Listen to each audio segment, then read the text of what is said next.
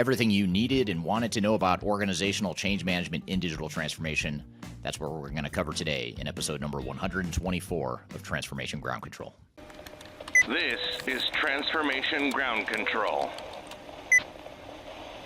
your source for all things business, technology, strategy, and change. If you're growing your business, leading change within your organization, or undertaking any sort of operational or technology change initiative, this podcast is for you. This show covers what you need to know about digital transformation, organizational change, operational improvement, and business growth. 5, 4, 3, 2, 1. And now, here's your host, Eric Kimberling.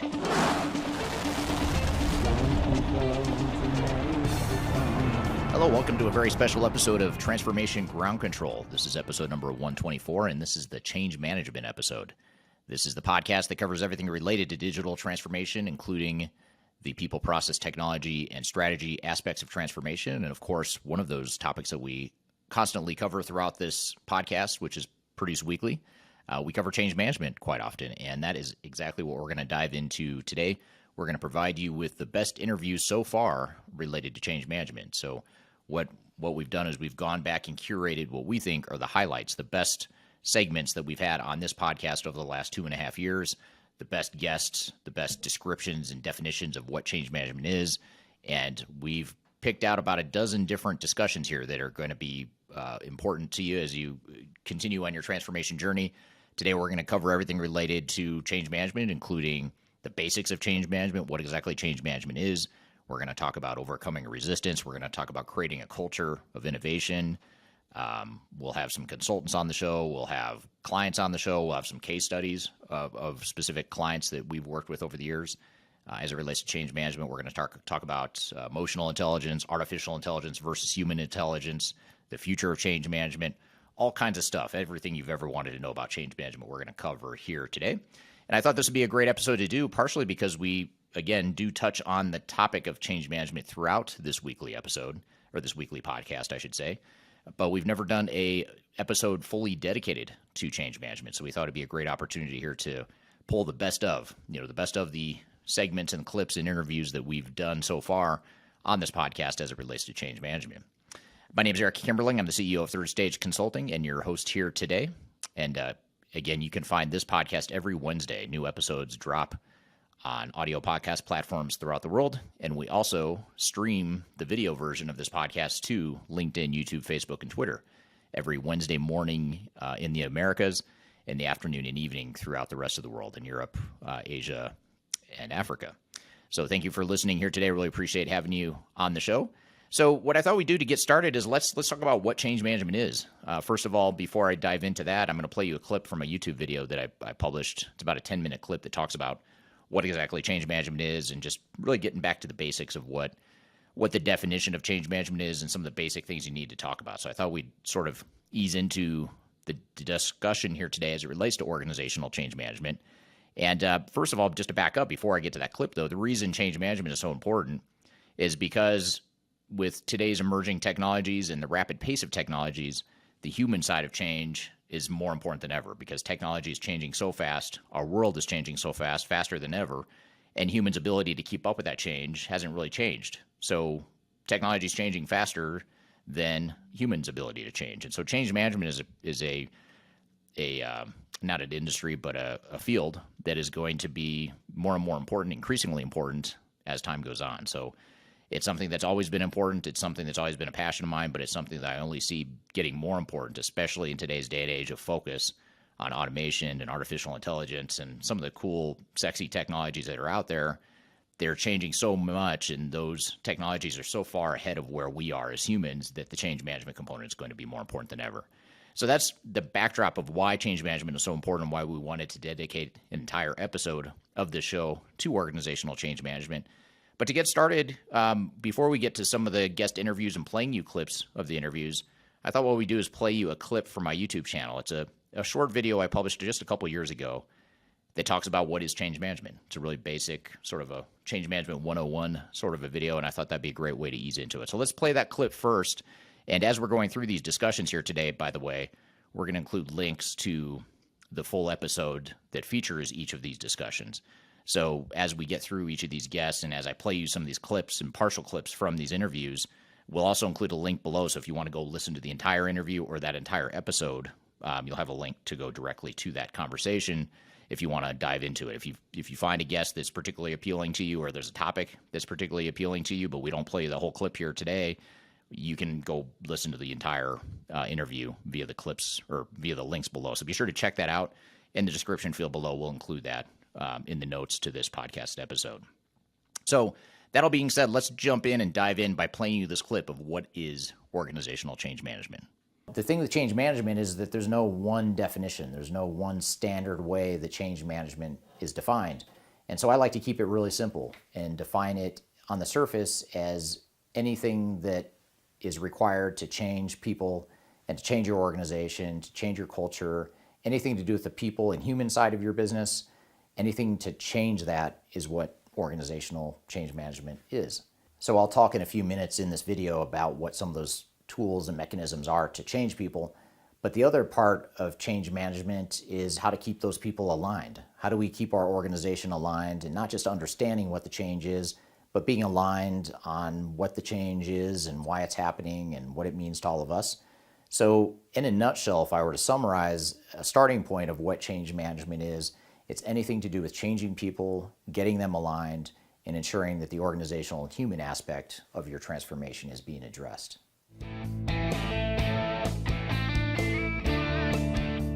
Now, in addition to making sure that your people, your employees, your overall organization is aligned, and actually as a prerequisite to that, you want to make sure that your executives are aligned. A lot of times companies move forward with changes or transformations of some sort without having clear executive alignment and definition of what this change means to the organization, why we're doing it, what some of the key decisions are behind it. So our executives and also the key stakeholders within the organization need to be aligned on what this change is and how it's going to affect our overall organization. As an example, a lot of times we'll be hired by clients that will say, we want to standardize our business processes across the entire world. We're a global company, we want standard processes, we want everyone to act like one company. But what they don't realize is what the detailed decisions are behind that. What are the decisions that need to be made on what that exactly means to act like one company? Are there any exceptions to that? Is it a all or nothing type proposition, or are we somewhere on a spectrum? Those are the types of things that a lot of times executives and stakeholders aren't aligned on. And when they start the transformation and then hand it off or expect the rest of the organization to follow, there's a lack of clarity and there's confusion around what that really means. So it's really important to define a framework and sort of a skeleton of what the change is, make sure that the executives and stakeholders are aligned on that skeleton so that we can continue to flush out the details with the rest of the organization going forward.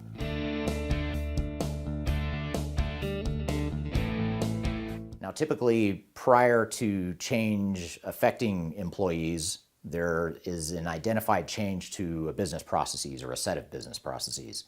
So one of the first things we need to do in order to be effective at change management is to define what our changes to business processes are. And a lot of change management practitioners think that business process stuff is outside the realm of change management. They think that it's all about just dealing with the human side of things. But we also have to deal with the operational side of things because the human and operational side comes together along with technology to enable changes. And we have to understand what the changes to business processes are. We have to define that in detail. We have to define how technology is going to fit in, how roles and responsibilities are going to change, all that stuff that comes later. We can't do any of that until we've defined how processes are going to look going forward. So part of change management is, by necessity, defining what those future state business processes are.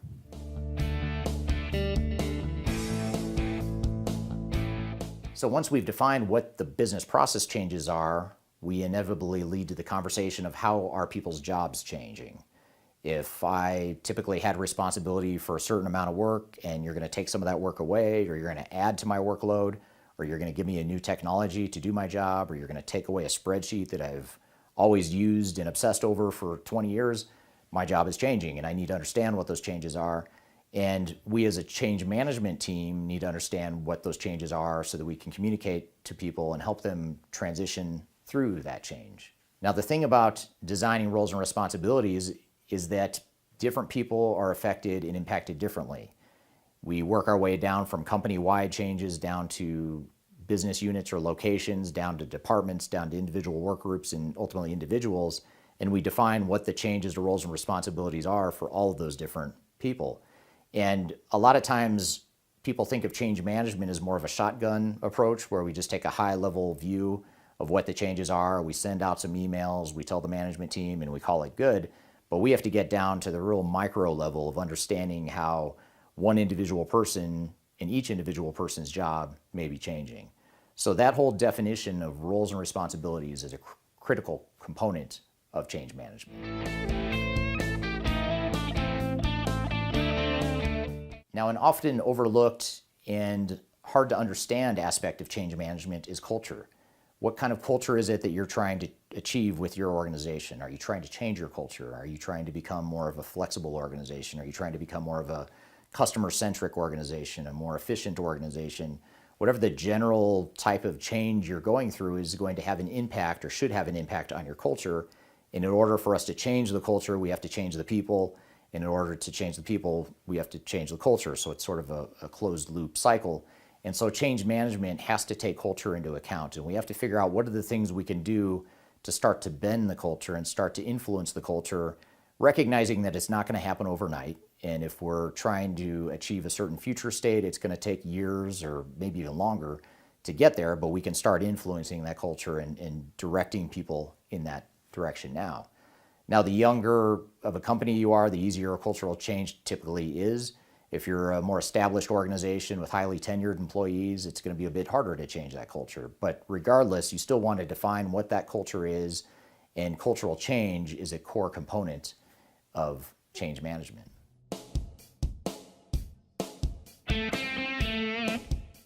So when it comes to execution, the next component of change management is helping employees through the journey, helping them through the transition, helping them understand that this is our future state over here, here's where we are today, and how are we going to help them migrate from point A to point B. And so it's really that execution part of defining how is it we're going to help each individual person and each individual work group transition through the change throughout the organization. And again, this is going to be something that's tailored to you. Every change management plan and strategy and approach should be tailored for your organization. And watch out for cookie cutter approaches, because cookie cutter methodologies and tool sets typically don't work because they're cookie cutter and they aren't unique to who you are and who you're trying to become. So defining what that transition plan is and what the overall change transition plan is going to be is a very core and important part of what organizational change management is.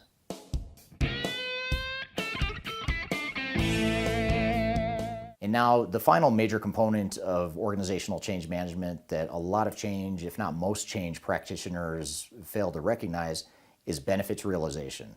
How do we measure the results? How do we identify how our efforts should and will impact our actual company-wide performance? So if we're trying to become a more customer-driven, a customer-centric organization, for example, how is it that we're going to measure and hold individuals accountable?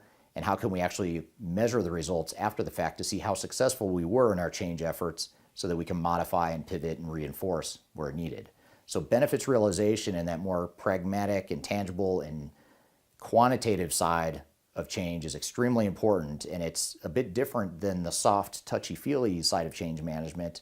It's very hands-on and tactical, but it's very important and something that oftentimes gets overlooked. But benefits realization is the final major component of what organizational change management is or should be. Okay, so that is a basic definition of what organizational change management is, but there's a lot more details, a lot more depth that we want to get into in this episode, and that's what we're going to dive into next.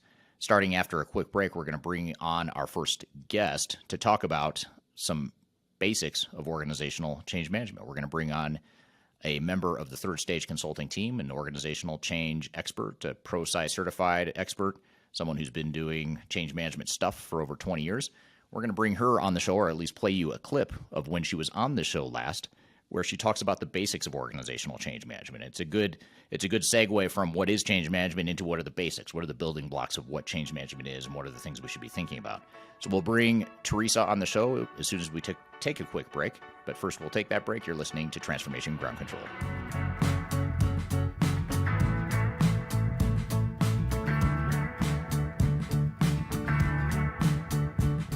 If you are aiming for transformation success, turn to Third Stage Consulting Group. Third Stage's independent and technology agnostic consulting team helps clients define their digital strategies, define their roadmaps, and manage their transformations. With offices in the US, Europe, and Australia, our team helps the world's most forward-thinking organizations through their transformation pitfalls and risks.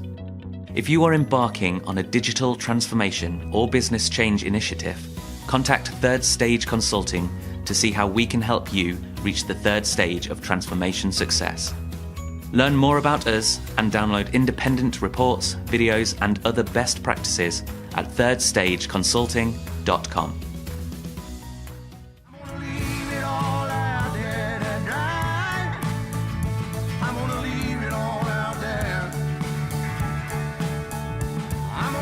Hello and welcome back to Transformation Ground Control. This is the weekly podcast that covers everything related to digital transformation, including the people, process, technology, and strategy aspects of transformation. My name is Eric Kimberling. You can find new episodes of this show every Wednesday on YouTube, LinkedIn, Facebook, and Twitter, as well as on audio podcast platforms throughout the world. So be sure to check us out if you don't already and subscribe to the show. Leave us a comment and review. We'd love to hear your feedback. So we've talked about what change management is, but now let's dive into the basics of change management, start to unpack it a bit more. And this next interview that I'm going to play you a clip from was back from episode number 105 of this particular podcast. I'm sorry, not 105. It's episode number 29. I'm way off. I'm looking at the wrong notes here. It's episode number 29. So this is going back to the first 6 months or so of this podcast back in 2021.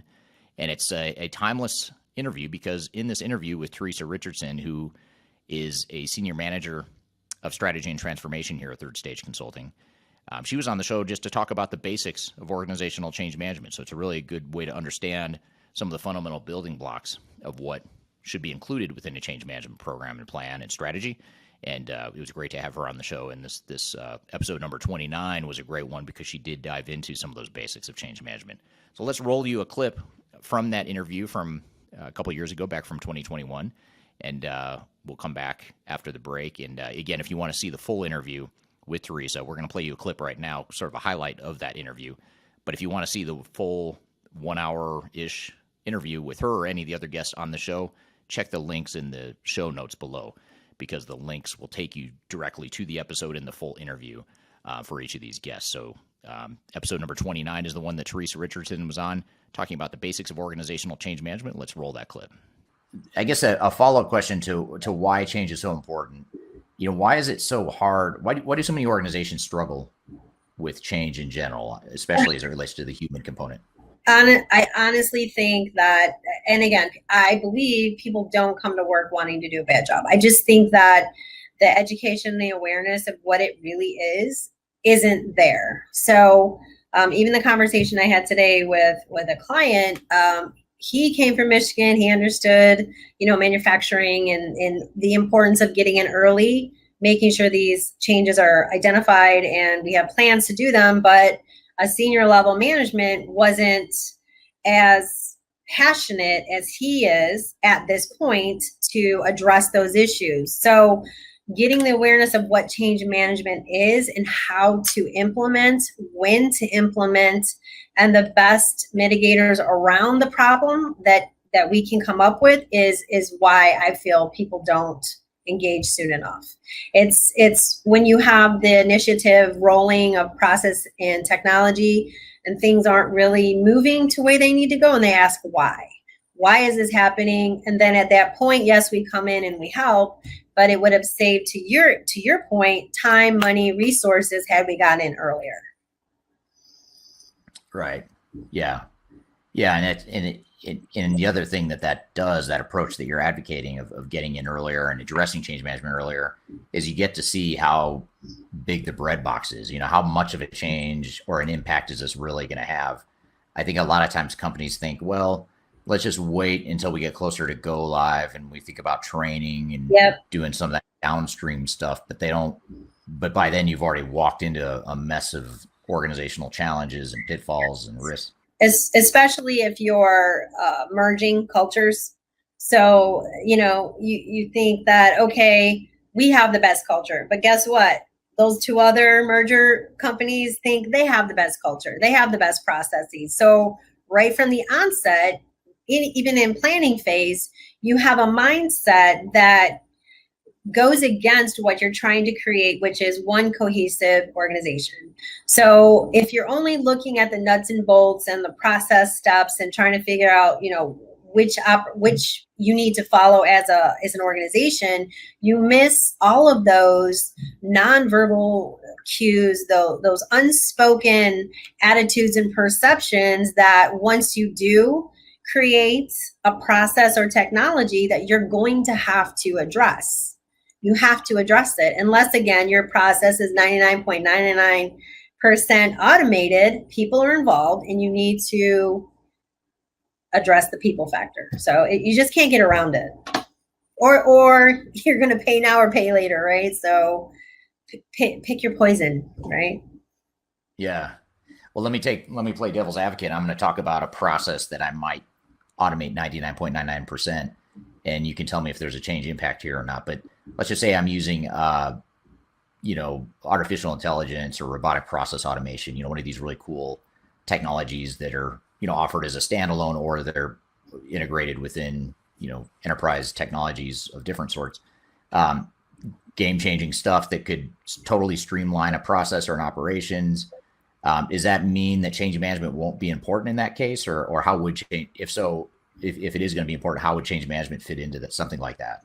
So I guess let me ask you a question. So you have a process that's evolved to become more efficient, more automated, et cetera, right? So you've grown to a level. Now you need less people, but you're going to need people. So when you're trying to get to that next level of generation or growth, it's not going to happen automatically. You're still going to have people involved. You're still going to need to understand, what were the barriers? What were the problems? What are the best opportunities, the best practice, et cetera? What are the results? How do you interpret the results? Do these results make sense to the people involved? So there's still a component of people if you want to continue growing in your practice. Now, if you don't, and you just want to level and, stay there stagnant forever, I would say, maybe you're going to have to figure out, is the button to push by the human in the right place every time? I don't know. Right. But Right. I mean, so I liken change management to dinosaurs, right? If you don't change, you're going to end up dying out. If you don't evolve, you got to keep moving. In business today, it's so quick, and the speed is mind-blowing sometimes. And if you're not capturing that, the change in the people, process, technology, you're going to miss out. So our markets are driven by competition. You have to have a competitive edge. And honestly, from what I've seen, the competitive edge is our people. We have to give them the respect and the due diligence to understand, how can we not only make our process and technology better, but how can we make our people better? How can we involve them? How can we grow ownership, accountability? Because they're the ones at the end of the day that produce the results. Right. Yeah. And it's, I can't remember how long I've been hearing the same comment from executives and project teams of, well, we've got this change or this new technology, a process improvement that's going to allow people to do less manual work and focus more on the strategic aspects of their job. Mm-hmm. And it sounds good in theory, and maybe you plug in a number in your business case that somehow quantifies that. But what does that mean? If I'm right. I'm an employee and you're bringing in artificial intelligence or any sort of technology to automate what I'm doing, and you're taking away some of my manual work that's low value, what does that mean for my job? Am I going to exactly what am I going to fill my time with if I'm not spending half my time doing manual stuff or whatever the case may be? So and that's again, a really good point. I think through the evolution of growth, we're taking, to your example, people who are engaged in manual work, and now you want to elevate them to more strategic, et cetera, et cetera. That's still going to assist your AI. It's still going to help your growth. But if you're not addressing the changes, even in their roles and responsibilities, you have changes in reporting structure, changes in tools that you're using. They're going from manual to this. And what does that mean? And how do I connect to my new position? In my experience, most resistance comes from a place of not understanding what the change is, why are we doing it, and how is it impacting me?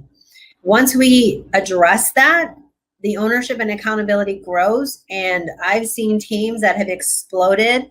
And I'm like, that mama bird looking at her little birdies flying out and being all successful. It's the best feeling. I'm telling you, it's amazing. And it just took someone to identify those opportunities, put a plan together, and work through it. Yeah. Now, what are some of the biggest pitfalls or change pitfalls you see from a change management perspective, typically when you're working with our different clients? So the first would be the time of inclusion of change management. So when do we get to be part of the conversation? Traditionally, it's been midpoint or end, like a handoff type thing, which again, we discussed earlier, that's a huge opportunity missed, right? And if we are lucky enough to get in at the ground level, right, to help build the foundation, because what happens when you build a foundation on sand, it kind of shifts, but change management can help build a solid foundation. The understanding of what change management is, an understanding of what the roles and responsibilities are from a change management perspective, in my opinion, is the next biggest opportunity, as well as understanding how to communicate the changes at what levels, when are you going to do it, and creating that community of change agents. Like one person cannot move a mountain. You need to create an army of people who believe in what you're doing, embrace the change, and help it move forward. You really need to. And then creating trust in your teams is so important. Walk the walk. Walk the walk. If I tell you, hey, Eric, I'm going to come to you every Friday and we're going to have a download. First couple Fridays, we have our download, and the third one it's skipped. I just broke your trust. And now anything else that I tell you, you're not going to accept. So you have to be able to have those things in place in order to continue growing your change management initiative. Right. And let me know if I talk a little fast, because I kind of get on my soapbox and run with it. So no, that's important. And those are some really good pitfalls. And actually, you triggered another question about when you were talking about not getting change management started at the right time. When you think about when a change program should start and when it should finish, what does that timing look like? When and where does it fit within an overall transformation? How do we understand that? Sure. So in my opinion, it's helpful to start at the inception of a project, because having that change management scope and mindset, you're going to be asking questions that someone else might not have asked, right? You're coming from a different perspective. And from my experience, you need to look at whatever it is you're doing from every angle to get every perspective you can, so you can get ahead of the issues, right? Change management should be in the beginning, middle, and does it really end is the question, right? So you've just created this army of change agents that are excited and, they're engaged and they own it and they're accountable. Do you really want, as an organization, to stop the momentum? Because change does not live in one project only. It's the way to grow your company. Because if I know that my ideas are going to be heard and maybe entertained, maybe something I come up with will be working and maybe it won't, I still know what I'm doing is I'm adding value to the company. I'm part of the company and its success and growth. If you cut that off at the end of a project, you're really doing a disservice to yourself, because right. Human equity or human capital is what builds great companies. Right. Yeah, that's an important point. I mean, no matter what industry you're in or what kind of organization you have, that human capital piece of it is important, especially in cases where you're trying to create a culture that is going to get people excited, and you want high morale and you want performance. And we get a lot of clients who will say, we've got these high standards for our human capital management function and how we treat employees, the culture we're creating. but then they go through this sort of transformation and they totally underperform from a change Yep. management perspective. They don't realize what a big impact this is going to be. So I think that's a good point. And especially in this climate, you have a lot of talent looking for a place to grow and a place to flourish. And there's a lot of opportunity. So companies, in my opinion, should capitalize on that and create atmospheres of inclusion. And we want to hear your ideas because, like I said before, one man cannot move a mountain. It takes a team of people to work together to understand the challenges, put solutions in place, and make it happen. So Right. Yeah. And that's not always easy work. Yeah. None of this is easy work. Otherwise, I guess more people would do it and more people would be successful at it. Okay, so that's just a taste of what we talked about with Teresa Richardson when she was on the show. Teresa, again, is a senior manager of strategy and transformation at Third Stage Consulting. And we had a great conversation that continued on beyond what I just played you, by the way. If you want to hear that whole episode, check the links in the show notes below or the description field of this podcast episode. We've included a link directly to that full interview if you'd like to go watch that episode and dive into more detail about the basics of organizational change management. But hopefully that gives you a flavor of what some of those basics are in the meantime. So when we come back, we're going to continue this best of discussion, the sort of compilation, this curated set of interviews as it relates to organizational change management. And we're going to bring on a very high-profile guest within the world of change management. I think all of our guests are high-profile, but this one in particular in the world of change management, someone that's very well-known, someone that works for a training organization that's very well-known, and many of you listening might be certified in this particular program. I'll give away the secret of who that is when we come back from a quick break. But first, you're listening to Transformation Ground Control. We'll be right back. When I wake up, well, I know I'm gonna be the man who wakes up next to you. Are you looking to stay ahead of the curve in the ever-changing landscape of digital transformation? Then you need our newly released 2023 Digital Transformation Report. This comprehensive report covers the latest trends, technologies, and strategies to ensure your digital transformation is optimized for success. The 2023 Digital Transformation Report is packed full of proven methodologies and insights from experts in the independent digital transformation field.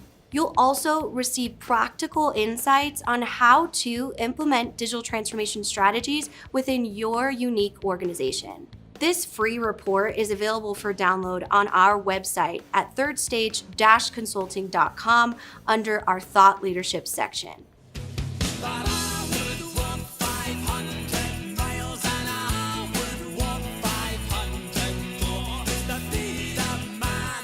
Hello, welcome back to Transformation Ground Control, episode number 124. This is the Change Management episode where we are diving into the curated best of change management interviews in this podcast over the last 2.5 years. And this was it wasn't difficult to find the content. It was difficult to narrow down the discussions to the ones that I thought were the best ones over the last 2.5 years. And this one we're going to get to next, though, was sort of a no-brainer. It's someone we almost had to include on this episode. It wouldn't be a complete episode if we didn't include this person. And many of you may be ProSci certified. You may be familiar with ProSci. If you're not certified, ProSci is an organizational change management training and certification program and company.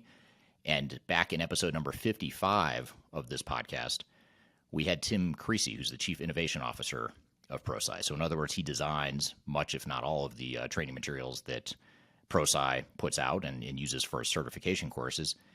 And we had him on the show back in episode number 55 talking about the future of organizational change management. Sort of wanted to talk about not just what is change management, what are those building blocks and the basics of it, but where are we headed with change management? Why is it so important, and how is change management going to look in the future? And it was a great conversation, and he's someone I would definitely like to have back on the show again to continue this conversation. But we had a great conversation back in episode number 55, so let's roll part of that clip with Tim Creasy of ProSci talking about the future of organizational change management.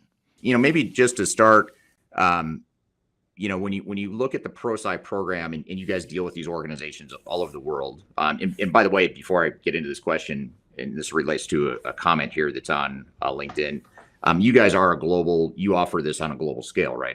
As far as the training, we've got a comment here that ProSci needs to step into Africa, but I believe you can get certified from Africa. Can you not? Yeah, ProSci has, humble beginnings, right? In a small warehouse in northern Colorado. is kind of where I started. We now have a physical footprint in Canada, Australia, New Zealand, the Caribbean, Latin America, and Spain and Portugal. But there is an affiliate network around the entire globe where you can access ProSci training programs. So within Africa, we have several partners. And if you Google ProSci Global Partner Network, you'll track down information about Cedar and Change, our friends that are down that way. Great, great. So I guess just to jump into here about the problem statement that you guys are trying to solve with ProSci, and that is that the change is hard in general. Or if this was easy, you and I probably wouldn't be in business. Quite frankly, you and I would probably you'd be in economics, and I don't know what I'd be doing, but it wouldn't be this probably. So change is hard. Organizations struggle with it. Why is that? You've seen so many organizations, you've certified so many people that are thirsting for learning about change, but why is it such a difficult discipline? Well, I think it gets back to that notion, and I've been talking about the two sides of the change coin, right? That there's a technical side of every change where we design, develop, and deliver a solution that meets the need, the issue, the opportunity in front of us. You do a lot of work with your clients doing ERPs, right? That's one flavor of technical solution. CRMs would be electronic health records in a hospital, merger, acquisition. Even a new value system is a technical side of a change, right? The people side of the change is how do we get people to embrace, adopt, and use whatever that solution is. And although in this change discipline, if you've been a practitioner and you hear it called the soft side of change, it just makes your skin crawl, right? Because I think the reason it's hard, Eric, is that this is the harder side of change. The technical side of change can be incredibly complex. Merging two big organizations, absolutely. There's technical complexity in terms of pulling this financial systems together, branding, blah, blah, blah. The real hard side of the change is getting people to step into this new way of working. It's helping individuals navigate, step out of where they are today, step through whatever that transition, the liminal movement is going to be, and step into that new way of being. And so I think the reason it's hard is because the people side of change is the harder side of change. Now, historically, in a value system where your employees were incented for just, asking how high when you told them to jump, predictability, consistency, that was the value system historically. Change was easier then because the values aligned with what asking somebody to do something different. But new value systems over the last 20 years, the emergence of the interaction economy out of the service and knowledge economy, these things have all amplified the people side of change as something that we cannot just leave up to giving the right commands, but it's really around helping people navigate that journey. And I know we're going to end up talking about the pandemic too, but the pandemic just amplified. It made the people side of change impossible to ignore. If you were one of those organizations or projects that did ignore it and leave the people side of change to chance, historically. Yeah. Now, because we have a global audience, it might be worth asking, a lot of those dynamics you just described, as far as the difficulty of changing and the fact that in the past, maybe you could say jump and people just say how high, and that's not so much the case in today's organizational cultures. Do you see differences in different parts of the world or just differing organizational cultures and how these ProSci concepts are applied or how they navigate change in general? Or how does that affect, either a global culture and or an organizational culture? How does that affect, your change journey? Yeah, I think you're spot on because I think culture is critically important. I do get a little bit provocative here. I'll say that culture is never the villain when a change fails, and it's never the hero when a change succeeds.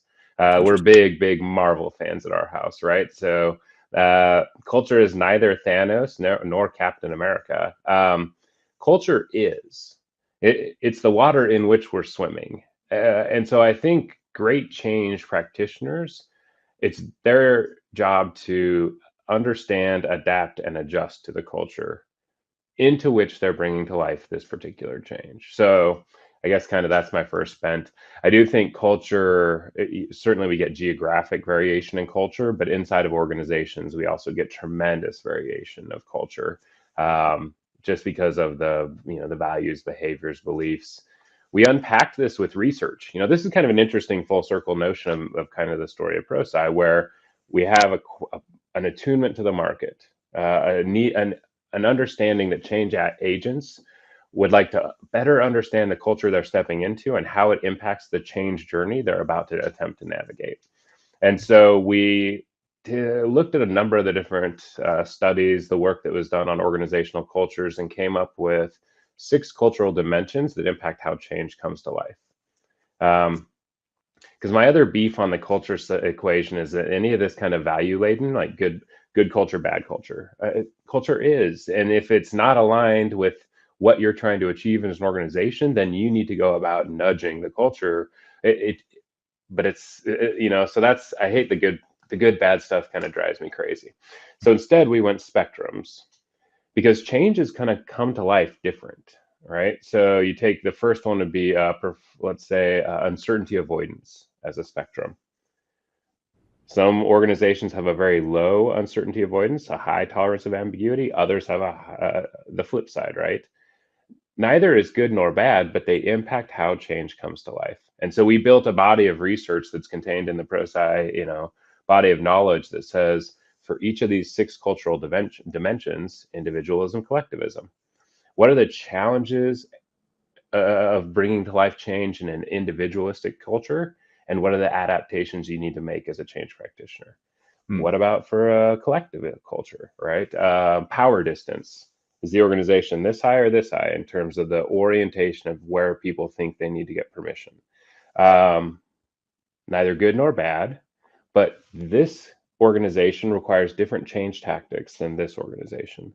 And so that's what we've built out in the research, is this whole set of, for each of these dimensions, what are the challenges and adaptations you would make depending on where you live in that cultural phenomenon. Culture is going to be really fascinating going forward, I think, because I've spoke a lot in the last couple of years about the involuntary digital transformation. That's what happened in March of 2020, right? For all the talk of all the executives, of all the clients you help, right, about digital transformation leading up to March 2020, they were mostly enamored with the technological revolution. And then all of a sudden we saw the digital transformation happen during this instantaneous work from home experiment. The cultural transformation that organizations have in front of them cannot be allowed to be involuntary, right? We need to make sure that we step out in front of shaping the organizations that we want to live in and be part of as organizations going forward. Yeah, it creates that thing that change initiatives oftentimes have historically struggled with, which is that burning platform for change. Like, if I'm an employee working for you, Tim, why do I need to change? I mean, why do we need to change? Why are you doing this to me? That sort of thing. And it sort of takes that conversation off the table and makes it a little less personal and more like we're all kind of in this together, and we're all trying to figure out how to navigate this new post-pandemic world. Yeah, for sure. Yeah. Just a couple of comments here. One that's sort of relevant to what we were just talking about, and that is from Malcolm on LinkedIn. So his comment here is that many companies will happily spend money on consultancy and technology. And there's part 2 here, but not on education. Why? And training. How? So I guess that begs a question, or maybe I'll sort of spin that into a question that it triggered is, so companies are spending all this money on technology because they have to, or, it's that involuntary transformation that you're talking about. They spend all this money, in many cases, tens of millions of dollars for a larger organization, maybe even more for a really big one. So, but they're not spending a lot of them are not spending adequate time and money on the education and the overall change management. It sort of goes back to my first question. Why is that? I mean, is it a blind spot of executives? They just don't understand anything beyond the soft side of change that you were talking about, or what do you think that dynamic is? Yeah, and I think you're right. And to build on Malcolm's comment, the other one that we watch organizations fall into is we never find the money to spend to do it right the first time. Yeah. But we always find the money to do it the second and the third and the fourth and the fifth and the sixth time. And so I think a lot of this is around getting smarter with how we're going to implement change and position change in the organization. One of the things we started to do, Eric, back in about 2013-14, we introduced our ROI of change management, a calculator, a whole frame. But I wrote a paper one time. I never published it. I think I should. It's about, for human beings to make sense of anything, we need context and contrast. So here's a new idea that I'm trying to help you understand. Context is how does it relate to the stuff around it. Contrast is how is it similar or different to the something I already know. And I think when we talk about the value of change management, we've unfortunately done it in absence of the context of the real value it's going to create. And so we started to really work to shift this language to, I started using the phrase people-dependent project ROI. What percentage of the project's ROI depends on people adopting and using the solution? It's somewhere between 0 and 100%. And one of my biggest pet peeves in the entire world is when people use the word literally incorrectly. But if you want to watch a project leader's gears or a senior leader's gears start to turn, ask them what percentage of this project's ROI depends on people adopting and using the change. And for our most important, most strategic projects, that number is 75, 80, 85, 90, 95, right? Out of the gate. And then we can ask the second question, which is what are we investing in driving the adoption and usage of the solution? And often it's we have $500 for mouse pads and coffee mugs. And so we've created that cognitive dissonance, right? That so much of the value of the change depends on adoption and usage, but historically we've not right-sized our investment in supporting the adoption and usage of that change. And I think, Eric, this is, a couple of my fun turns of phrase here that I played with is getting past the head nod. So that's one, right? Because, 20 years ago when ProSci was really at the beginning of that change management journey, change management was still kind of the crazies in the corner. We hadn't even got the head nod. But over the last 10, 15 years, things have certainly shifted. And so now you're like, we need some change management on this. And, oh, yeah, that sounds good. That sounds good. And I need an hour on the agenda. Whoa. You need an hour of my time? I told you this change management stuff sounded good, right? And so getting past the head nod is that, it sounds good until, no, you need me to do something different. And that's where we test. Are we dealing with a passive buy-in? I'm passively bought into change management, or active buy-in by that senior leader, that they're willing to take the steps and make the investment to support the adoption and usage of the change. The other positional shift that we'll work at here is, that change management's an investment, not an expense. Yeah. If we see it as an expense line, it gets LIFO'd all the time. And do you have any supply chain background? Yeah. I don't know if the audience does. LIFO is last in, first out. Or it's a way to manage inventory. It's also, unfortunately, what happens to change management on the agenda, on the budget. That if we've not anchored our value to the achievement of the project ROI, we're the last on the budget, the first off the budget, last on the agenda, first off the agenda. But as soon as we start to anchor to the percentage delivery of that project ROI, that's the position shifter. I was working with this team, Eric. So a team in an IT, right? IT project team rolling out a big project. We sat down with them and we all did the CMROI calculator. So the change management ROI calculator. We go through and you put in all of the benefits and objectives of the project, how people dependent each one is. You do this big weighting. Out at the end comes the number 62%. So the team collectively arrived at a calculation that 62% of the project ROI depended on adoption and usage. And I'm not a betting man, but I would put money on the fact that it's not 62%, right? Fire. Just based purely on statistics, it's more likely 61 or 63 or 60 or 64, or like just a normal distribution. But all of a sudden they had a label, right? They began talking about the 62% in meetings. How are we doing on the 62%? Do we think we're lined up? Are we ready to, do we have that part of the organization moving to make sure we capture the 62%? They had a label for this concept of the people-dependent portion of the project ROI. And it unlocked the conversations. It unlocked the way that they began to intentionally engage the people in the organization. Because it wasn't just a communication and a training plan anymore. It was, what do we do to make sure we capture the 62% of this transformational technology we're rolling out? And so that context shifting, I think, is where we get out of the, is it nice to have? Maybe. I also think the pandemic proved that change management is not a nice to have anymore as well, right? Yeah. Yeah, it disrupted people's worlds in a way that I think a lot of people can sort of see it and feel it and understand it a little bit better. Okay, great stuff. That's a great conversation and a great start to the conversation that we had with Tim Creasy from ProSci. And if you want to watch that full interview, you can go back to episode number 55 of Transformation Ground Control, this very podcast, and you can watch that entire hour-long interview. I've also included a link in the description field below in the show notes of this podcast episode, so be sure to check that out. If you want to hear the whole interview, you can go directly to the links in the description field below. But Tim Creasy from ProSci, thank you for being here. Appreciate it having him on the show talking about the future of organizational change management.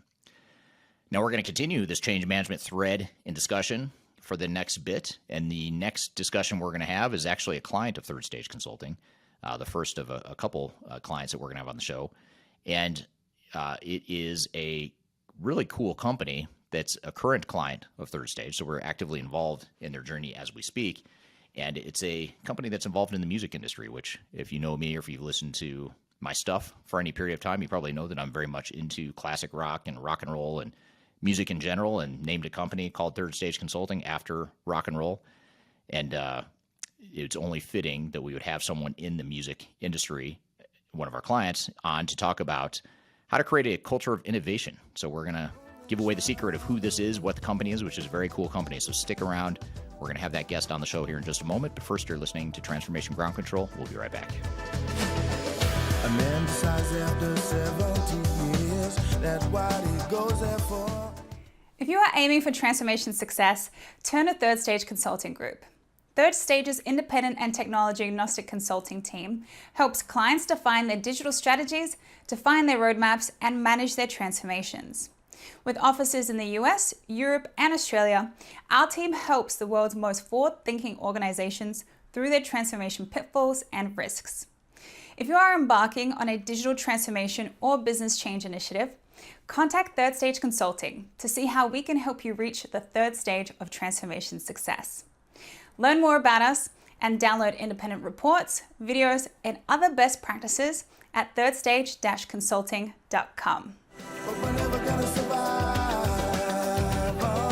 unless we get a little crazy. Hello, welcome back to Transformation Ground Control, episode number 124. This is the weekly podcast that covers everything related to digital transformation, including the people, process, technology, and strategy aspects of transformation. And of course, as part of the people aspect of transformation comes the world of organizational change management, which is the focus of this week's episode. Our next guest I'm very excited for. He's a first-time guest on the show. He's the most recent guest on our show, in fact. He was actually just on this show last week. So this is back from episode number 123, which is last week's episode.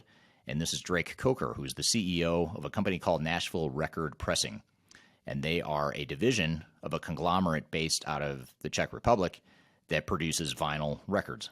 So they own proprietary equipment, and they're one of the few owners of this equipment and the few manufacturers of vinyl records. So if you still buy records, as I do, you can see behind me I have a painting of a record cover that Third Stage is named after, and I collect vinyl myself. I collect all kinds of music, not only because I love the sound of vinyl, but I think it's just really cool to own something nostalgic like that, especially if it's a kind of music I grew up with or just remember from my childhood. I love having the record and sort of a physical copy of that. It's just, to me, it's a lot different and more rewarding and satisfying than just streaming it on a digital device. So I like seeing the liner notes. I like seeing the lyrics in the sleeve. I like the smell of vinyl. It has a very distinct smell, almost like a physical book does.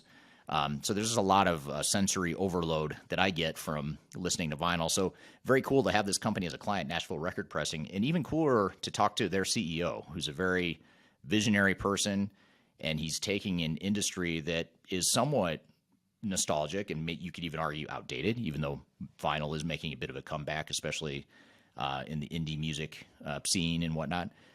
But it's still an industry that's been around for a long time, and it hasn't changed a lot. But the CEO of Nashville Record Pressing is creating a culture of innovation. And so we thought it'd be great to chat with him about the current journey he's on right now and what he's doing, not just from a technology perspective, but more importantly, from a people and organizational and culture perspective to create that culture of innovation. So this is Drake Coker, the CEO of Nashville Record Pressing. Let's roll the clip with him. So let's talk about this topic here that I think this was your idea, actually. The words digital transformation is dead, I think is your idea. And I love it because it's controversial. I think it makes you wonder, well, what in the world do you mean digital transformation is dead? And that's what we're going to get into. But I also like it too, because it's sort of a riff on the rock and roll, rock is dead quote from the Doors or the Who, insert rock band that quoted that phrase here. Long live rock, rock is dead, long live rock, that whole controversy that's been going on for decades sort of fits in here at digital transformation. Is digital transformation dead? I'd be curious to hear from the audience. Do you think digital transformation is dead? Do you think the way we've been doing it is sustainable? Is it the right way? Is there something else that's on the horizon? I'd love to hear kind of the audience feedback here. And before I ask you maybe to describe what you think around this whole thread of digital transformation being dead, Drake, I want to turn to the audience real quick and just recognize where some of the people are joining from today. We have people joining from all over the world, as I mentioned earlier. Los Angeles, your old stomping ground, Drake. We have someone from Los Angeles, Denver, Colorado, Pakistan, India, Denver, Colorado again, UK, Vietnam, Naperville, Illinois, Ethiopia, India, Egypt, Doha, Dubai, Dallas, Texas. A lot of global participation here today. So thank you, everyone, for joining and being part of this digital transformation community here today. And if you have any questions for Drake as we get going here, I'd love to hear your comments. And I'd also love to hear comments about, is digital transformation dead? And for that matter, is rock dead? Is vinyl dead? I don't know. There's a lot of questions we have here, a lot of unanswered questions. But maybe just to get started on this whole thread then, Drake, your vision for Nashville Record Pressing is to be more than a record pressing company. Tell us a little bit about the longer term vision of the company and what is it you're trying to build? And you and I have talked a bit about this in, our client related work, our client and consulting relationship, but tell us a little bit about the vision of the company and what is it you're trying to do and what is it you're trying to build? Yeah. So let me see if I can do this rather briefly. Frankly, the goal for NRP is to be the best record pressing plant in the world, and perhaps the best record pressing plant that's ever existed in the world. Inside of this group that we're very fortunate to be part of, and in service of the group's success. Part of this is about this unusual set of sort of causes and conditions that existed around how this company has been created and how we've been able to grow it. And then part of it's about sort of what's going on specifically around vinyl and in the world. And then some of it's also about sort of what's going on in the world in terms of technology and even digital transformation. And so putting those things very quickly together, we are absolutely a startup, but we are a startup that has been unbelievably blessed from the beginning with capital support. We're in a situation where we have literally years of runway in front of us, where every record that we produce is already pre-sold and wrapped up inside of capacity agreements that we have across the group with our larger customer. We have all kinds of operational and technological support. We have access to vinyl record presses, which is a very rare thing. And so we've had this confluence of events where, yes, we're starting this thing from scratch, and obviously everything that we do has to be built, but we get to literally stand on the shoulders of our group and sort of everything that's come before. So it's like we're getting catapulted forward, and it's really, I think, our obligation to take tremendous advantage of those resources and momentum, and to try to maintain our vision and our balance and make the most out of it, just to leapfrog as far into the future as we can. Right? That's sort of what's going on with us. What's going on inside of music and vinyl is that there's a tremendous amount of love for it. This revival has been demand driven. It's been pulled by the marketplace, right? And the industry really got out of the business of making records, and making records is hard. It's complicated. It's hard. It has quite a bit more engineering and technicality in it than I think most people recognize, and a lot of art, right? And so being able to, it's difficult to bring records to market, and it's difficult particularly to bring more and more titles to market. So a second piece of this vision is how we can not only be really just good at the basic functions, but how we as a company and as a group can provide more and more services to our customers to help get more and more titles into the marketplace, and provide, access to the people that love and buy and collect vinyl to a much broader swath of the catalog. And in so doing, hopefully continue to reignite and refuel their love for vinyl, and then, continue to drive the market forward as a whole. But the third piece of this is just we're living in an incredibly transformational time in my view.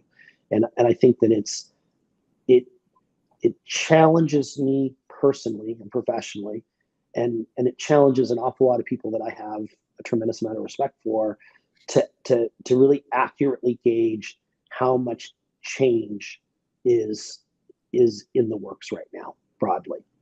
And I think that if you can look it squarely in the face, there's an opportunity, and probably in my situation, a responsibility to ask some big questions, which is not only how far can we go, but more importantly, in what direction do we want to go? And what are we actually trying to create, right? And how can technology and this change be a tool that helps bring more intentionality, and I would say human-centered vision to what we're building, rather than just trying to hang on for dear life and see where we end up, right? And so you put those three things together. Some of that's very tactical, some of it's very strategic, some of it's very sort of long term.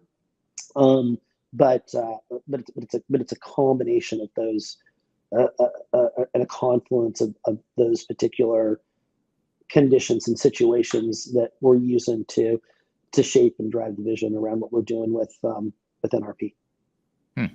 Very cool. Yeah, it's exciting to think about, and it's a pretty innovative way to think about building a company, and especially in an industry that's as fast changing as vinyl, because in some ways vinyl, the technology or the product hasn't changed a ton, at least the way I see it. I could be wrong, but it doesn't seem like the product itself has changed that much over decades. But the industry has gone through a tremendous amount of change, as you mentioned, the beginning with AM radio and peer sharing and CDs and digital delivery of music. Just a lot of disruption to the industry in general. How do you see digital transformation? I mean, use that term pretty loosely, but the term digital transformation, how do you see that concept enabling the vision that you just described in those three different pillars of your strategy? Well, I think for us, what we're trying to do is stay very involved with what's going on day to day and inside our business. And I said, we've just launched a new ERP system. It was something that we wanted from the beginning. Our parent has been running an ERP system for about 18 years. They have highly customized it and augmented to it over time, right? And so what we're getting is a rather well vetted implementation that's taken quite a bit of work to retool for what we're doing here in Nashville, which in terms of the nuts and bolts of the business is fairly different than what's happening with our parent in the Czech Republic, right? And so we're in this. We're discovering the system. We're learning what it does. We're learning what it doesn't do. We're learning what we like and what we don't like. And this is a very in the weeds, moment to moment, day to day activity, right? But it would be easy for us to just sort of stay on that path, become more and more connected to that ERP system, upgrade it to kind of the current version that is out there, and figure out how to pull in all these changes that have been made, and just kind of ride that train, just sort of ride that train without much thought, right? And so the question that we've been asking is wait a second, where is this train actually leading, right? And how does this train compare to the other trains, planes, and automobiles that are available to us, particularly in a time when technology is changing in such a fundamental way, right? And how do we extract as much advantage and as much benefit and as much value as we can out of what we've got, right? But how do we create a real vision about where we want to go, which I think is about, at least really practically, is creating a bit of distance from what we are managing day to day, and really, this is kind of a terrible analogy, but trying to work from a clean sheet of paper as much as possible and say, okay, what do we want this company to be? What do we want this company to be in 10 years, in 20 years, in 50 years? What role do we want it to play? What role do we want it to play to our customers? What role do we want it to play to our community? What role do we want it to play to vinyl, right? And music? And really, what role do we want it to play in the lives of the people that are investing really their lives in helping to build it, right? And for me, I think what's been amazing about this experience is how these things have come together to create the opportunities that we're facing. We're very, very fortunate as a company. These things just don't always come together. And, we are never going to be a company that employs 1,000 or 5,000 or 10,000 people. We're not going to be a company that, is trading on 4 continents. There's going to be some limits. So I think that there's this sense like, okay, how do we grow this thing, and how do we grow it into something that's really a powerful source of support for all the people that we're connected to, right? And what does that really look like? And then working backwards from there. And I mean this even in specific ways, like saying, okay, in 5 years from now, we expect to be seeing X amount of revenue run through this company, and we would like to run this company with a leadership team of this size. And we would like the roles of the leadership team in terms of responsibility and content, but also balance, to look like this. How do we then put the technology underneath it to be able to actually bring that reality to life, right? So that we get something that's designed around people that are taking care of it every day, rather than the other way around, right? And I think that's oftentimes where things break down. Where in my experience, it's easy to lose the forest for the trees. All right, great stuff. Good conversation. There's a lot more that we didn't get to in this clip that we just played you. So if you do want to hear that entire interview, I encourage you to go back to episode number 123, which is last week's episode, where we interviewed Drake talking about the topic was actually digital transformation is dead. So we're talking about how the technology aspects of digital transformation is overrated, and how in order for digital transformation to survive into the future and businesses to survive in the future, they need to stop focusing so much on technology and focus more on innovation, culture, and the people aspects of change. So I highly encourage you to check out that full interview if you enjoyed that particular clip. And thank you, Drake, for being on the show. And we're going to shift gears and continue to talk about change management, but a slightly different angle here. And next, we're actually going to dive into the change management consultant hot seat. So we're going to have another team member from Third Stage Consulting. He's actually a practice lead here at Third Stage. He's a change management expert. He's been doing change management for a long time. And we thought we'd put him in the hot seat and just ask him a bunch of questions about change management. No real focus other than the fact that it's change management related. We wanted to have at it with questions I had as well as questions that the audience had. So we will have our guest on the show next, and I'll tell you who that is here in just a moment. But first, we're going to take a quick break. You're listening to Transformation Ground Control.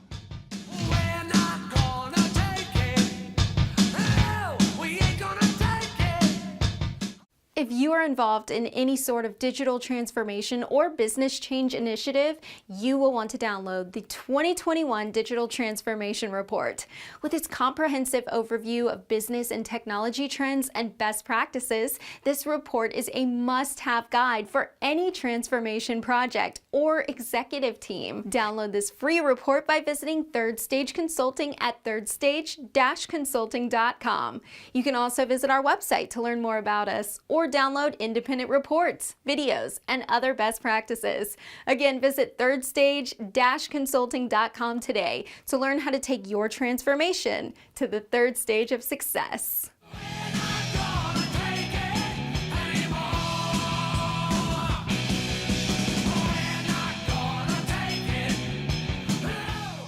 Hello, welcome back to Transformation Ground Control, episode number 124. This is the very special change management episode where we are playing you the best of change management interviews and discussions in this podcast. Our next guest is actually someone you're going to see again later in the show.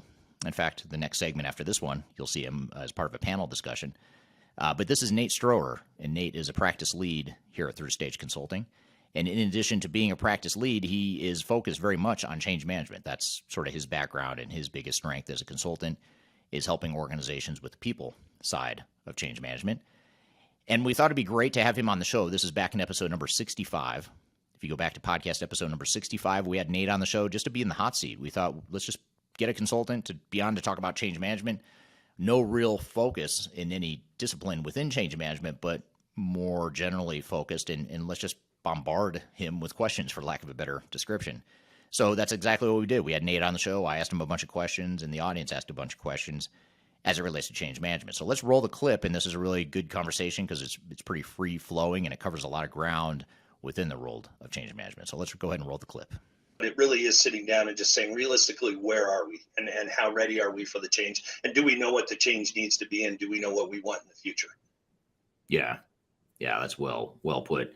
And a lot of the work we do at Third Stage is, unfortunately, is project recovery. You know, things that are either a project has gotten off track, or it's headed in the wrong direction, or it's completely failed, and we get hired to come in and sort of have a SWAT team come in and fix it, basically. And one of the things we find from a change management perspective is really two things, or two major buckets of recommendation I would add to what you said, Nate. Is one is you mentioned the assessment, kind of understanding where they're at, but also prioritizing and understanding where the biggest change risks are.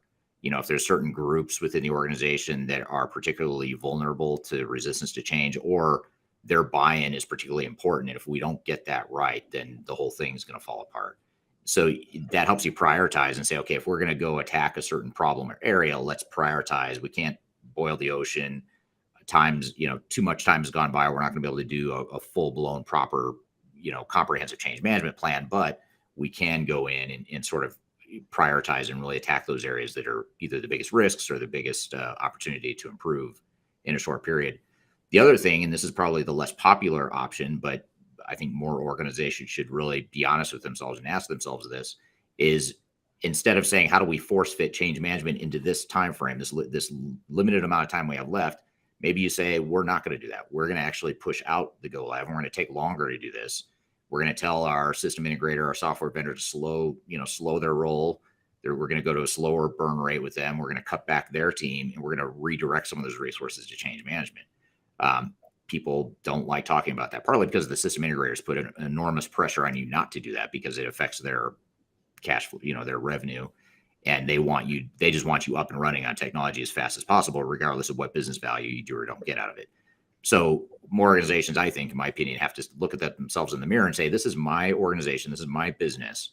I'm going to do what's right for me. And that may entail doing the unpopular decision of pushing out a go live and saying, we're not going to go live in 3 months or whatever it is. We're going to go live in 9 months, and we're going to give ourselves that extra time to really get this change management stuff right. Make sure we've got a clearly defined business processes, all that stuff. Because chances are, if you're running late on change management, there's probably a lot of other things you're probably not, you haven't gotten to as well.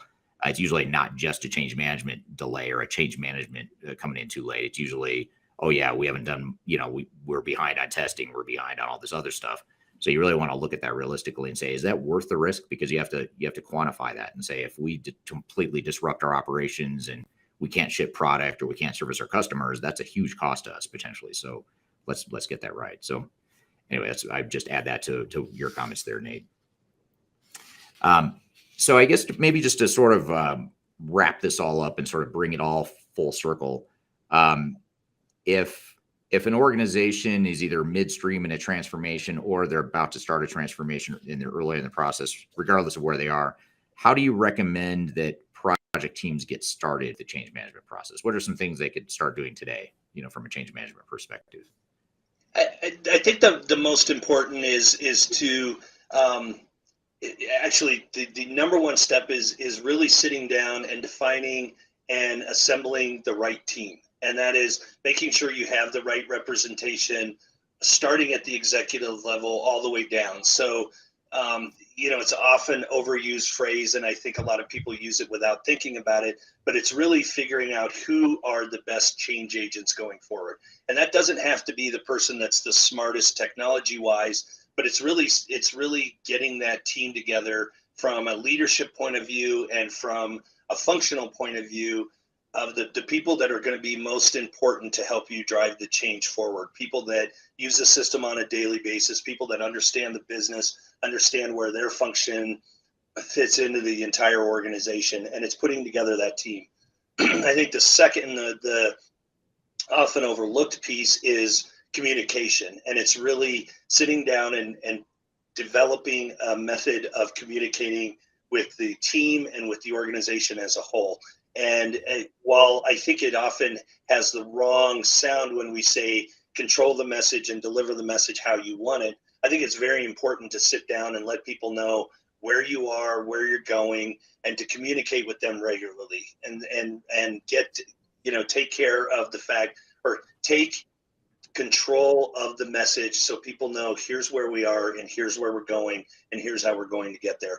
And then I think third and final step is, again, really sitting down and being realistic on where we are and not sugarcoating it, not saying, well, we think we're here or we think we could get here. Just sit down and say, where are we? And if you're in a, as bad of a position as you are, the more realistic you are in realizing where you are and where you want to be, the more you're going to increase your chances for success, the more you're going to put yourself in a better position to succeed in the future. That was a clip from a conversation back in episode number 65 of Transformation Ground Control, where we interviewed Nate Strower and put him in the hot seat to talk about change management and change management consulting. And if you'd like to watch that full interview, which goes on for another 45 minutes or more, beyond what you just saw, you can go back to episode number 65, or just as is the case with all the guests here on today's show, you can check out the description or the show notes for this podcast episode for links to take you directly to the full interviews back in those podcasts that they're pulled from, or from those episodes that they're pulled from. So thank you, Nate, for being here. And we're going to have Nate back on right after we take a break, along with another team member from Third Stage Consulting. And in this discussion, we are going to provide a case study. We're going to dive into a specific case study for a global transformation and a really complex transformation and some pretty heavy-duty organizational change management type stuff. And what's really interesting about this case study, too, by the way, is not only do we cover change management, but we also cover a lot with process improvement in that interview, because so much of what we did for this client over our year-and-a-half engagement with them was we helped them manage their organizational change work stream, but we also helped them with the operational and business process improvement pieces of things, which are very interrelated. So it's a good secondary benefit of listening to this conversation is that you'll see how change management and business processes integrate to one another. But we're going to get into this change management lessons learned and case study here in just a moment. But first, we're going to take a quick break. You're listening to Transformation Ground Control.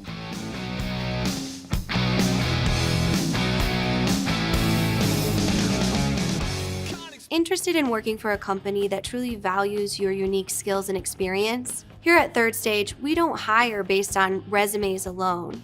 We look at the full candidate, experience, and willingness to provide excellent service for our clients. Within a technology, independent, and agnostic consulting firm, you have the opportunity to learn across industries with a diverse group of clients. Our consultants also have the opportunity to diversify their portfolio and learn across technology systems. If you're interested in joining a high-growth entrepreneurial organization, please reach out to us at work@thirdstage-consulting.com.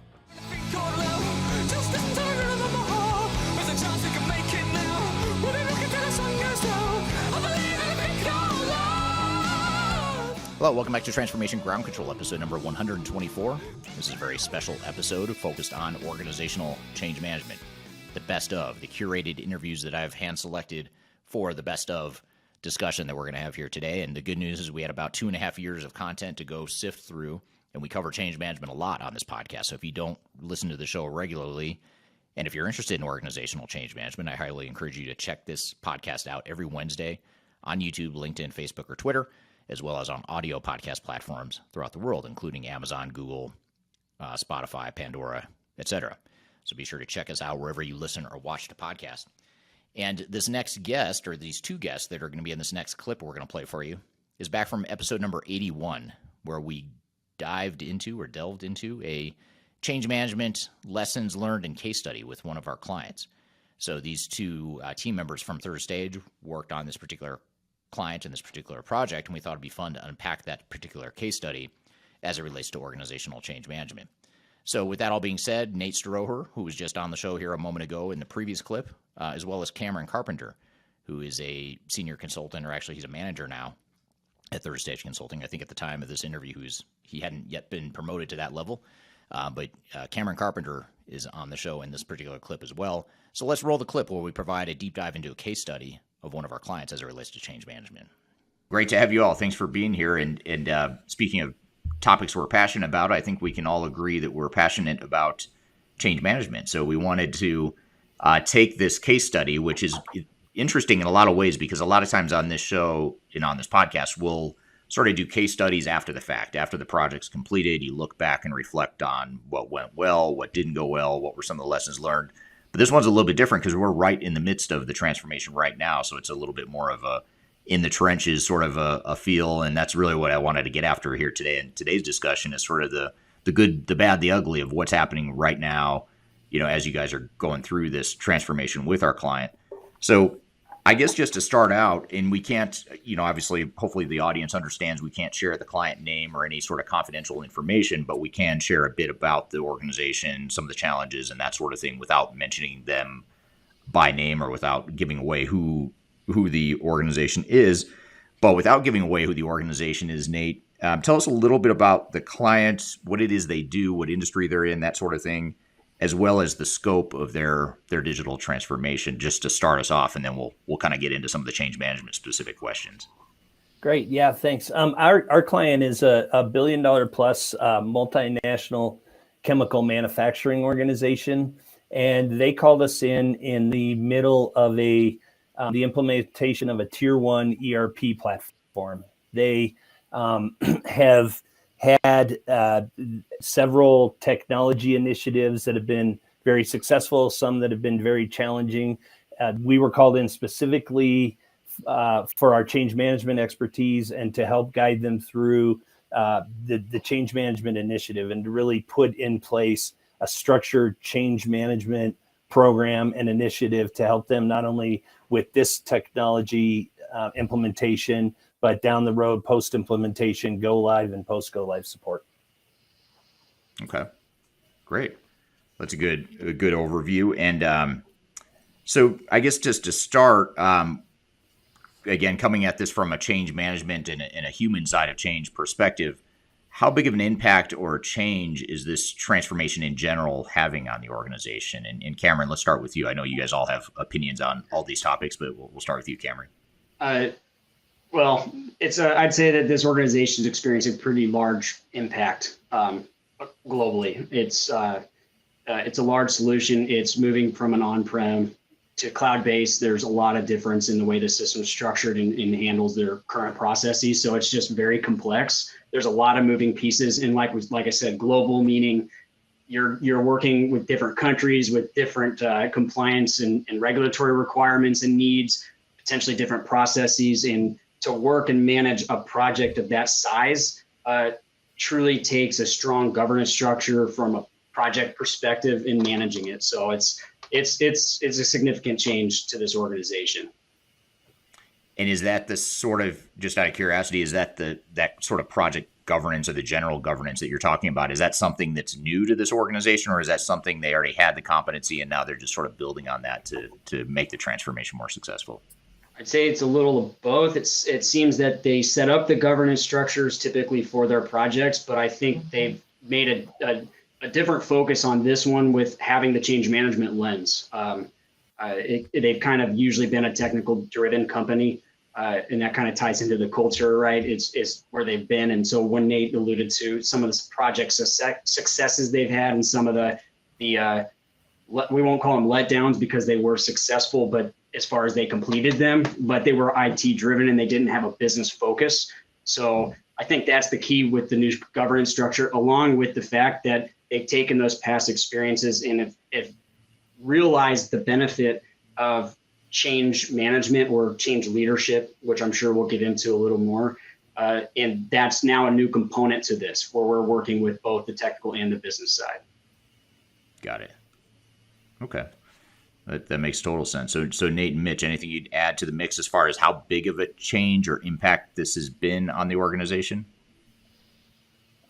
The one thing that I would add in there is, coming from an environment where they have their legacy system that was completely customized to meet their needs to the out of the box type of model, they're running into significant challenges in trying to fit what they've been doing for the last 10, 12, 20 years into what they're doing today with an out of the box solution. So lots of processes that we need to be reviewing, evaluating, understanding what you're doing today and what you're trying to accomplish tomorrow. And the one thing I'll add, and Cam hit on it a little bit, but I'll elaborate on it. And Eric, I think you could attest to this as well. We're seeing so many folks and so many organizations that are interested in change management, change leadership initiatives, because traditionally IT projects, platform implementations, any digital transformation has been driven and almost exclusively performed by the IT department. And our client has really seen some of the pitfalls and some of the challenges that have come out of that in the past. And this is really a chance for them to get the organization involved. And we're going to hit on this later down in our discussion, I'm sure. But it's really trying to get people to say, this is something we need your input, and we need you to be involved. And you can't just say lift and shift and we'll train you how to use this platform. You need to be involved in setting this up, and you need to be involved in the change from the beginning. Yeah, great point. So to address some of these challenges that you guys have mentioned as far as the impact or the change to the organization, what if we just sort of back up or start at the highest level here and work our way down into the details, what's the general change strategy in particular for this digital transformation? What sort of approach are we taking, or how did we get started? That might be a good place to start. What are your thoughts on that, Mitch? Yeah, so really we got started, and our whole goal when we first engaged with the client was to just understand where they're at. And our change management strategy has really been to meet the client where they're at and to help to identify any pitfalls that we're seeing on where they're going, and to make the deliverables that we're putting in front of them relevant. We talked with some of their experience. I mean, they're a large company. They've worked with Big Four and basically any consultancy out there. And what's been different about us and our strategy has been we're not shoving a methodology down their throat. We are really trying to understand them, navigate their people. We're trying to navigate their structures, and we're trying to meet them where they are and to just help them along the way. Yeah, great point. I think a lot of organizations and project teams forget that, or just intentionally ignore where they're at. They sort of focus on, let's get to the future state. We know we're going to change our culture. We know we're going to change our way of doing business, which is partially true, but you have to understand where you're starting from in order to get there. So that's a really good observation or point. How about Cam or Nate, anything to add in terms of the general, sort of the general change strategy in addition to meeting the client where they are today and helping them start to migrate to where they're headed? Nate, want to go first? Yeah, and I'll just say that I think, I think to elaborate with what Mitch said is change management. You have a structure to every project, and I always go back to the difference with when you go to a platform implementation. It's a very set standard. You do this, you do this, you do this. It's very linear. The steps are really well known. Change management's a little bit different. So you come in with a structure, where you are, what steps you need to take, and the programs that you need to implement.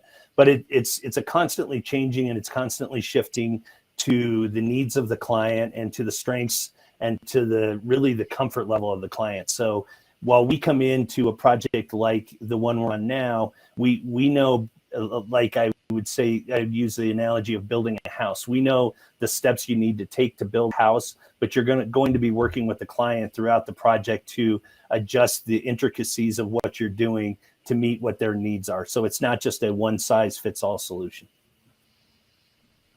Yeah, and maybe one of you could talk just real quickly about how we go about ascertaining some of these strengths and weaknesses of a current situation and helping to find the change strategy in the form of that organizational readiness assessment. Could one of you maybe just sort of elaborate on that step in our process a little bit? How do we get that foundation or that clear strategy and plan based on that spirit of meeting the client where they are today, but also understanding where they're headed in the future? Could one of you maybe unpack that or just describe at a high level what that organizational readiness assessment is and how that fits into what you're talking about here? Yeah, I'd be happy to take that one. There's things that we do in an assessment like this is to try and bucket observations into themes. And by taking these themes and applying a broad strategy to a theme, we're able to take a pretty broad abstract topic and turn it in. When we're talking with our client, we often try to identify things such as resistance, but there's multiple types of resistance. There's intentional and unintentional, and you tackle those things differently based on whether or not someone is resisting the change because they just don't like the product at all, they weren't included, or maybe it's unintentional being a detractor, and we need to help to guide them along. And it's a change in approach based on where each one of those changes falls into those buckets of themes. Yeah. And generally we get to those themes, or we conclude those themes based on sort of a two-prong change readiness assessment, where we go in and we do online anonymous surveys, but we also do qualitative focus groups. And then during that data gathering, quantitative and qualitative data gathering, and we use that input to then analyze to understand what are the nuances of this particular organization compared to others that we work with, and what are the pitfalls that this organization is going to face, and ultimately what is the most effective change strategy and plan that we can tailor for this particular situation. So I think that that upfront assessment piece really gets to the heart of what you guys are saying, which is so important, which is to sort of frame this or to create a strategy and plan that is not one size fits all, but is more specific to a client's particular situation. That was a discussion with Nate Sroher and Cameron Carpenter from the Third Stage Consulting team, talking about a change management case study with one of our global Fortune 100 clients here at Third Stage Consulting. And if you'd like to hear more about that case study and hear the rest of that interview, be sure to go back to episode number 81, or you can check the links below. I've included a link back to that interview, as well as links to every interview we show for you here today, or sample for you here today. So thank you, Nate and Cameron, for being on the show again, even though you don't know that you're on the show again, because that was back from episode number 81. So we're going to continue the conversation and dive into a really interesting topic. We're going to shift gears a bit, and the next two segments are going to focus on human intelligence and emotional intelligence. So the next interview after this break we're going to take here right now is talking about artificial intelligence versus human intelligence, and sort of that intersection and collision of AI and emerging tech along with the human side of change. And then after this next guest, the guest after that is going to be focused exclusively on emotional intelligence and how important that is within organizations going through change. So stick around for that, and we've got a lot more even beyond these next two interviews, of course. We're diving into all the stuff related to change management in this special change management episode, number 124 of Transformation Ground Control. We're going to take a quick break. We'll be right back with more Transformation Ground Control. When things are big that should be small, who can tell what magic spells will be doing? Are you looking to stay ahead of the curve in the ever-changing landscape of digital transformation? Then you need our newly released 2023 Digital Transformation Report. This comprehensive report covers the latest trends, technologies, and strategies to ensure your digital transformation is optimized for success. The 2023 Digital Transformation Report is packed full of proven methodologies and insights from experts in the independent digital transformation field.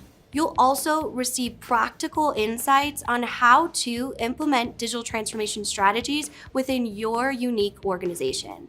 This free report is available for download on our website at thirdstage-consulting.com under our Thought Leadership section.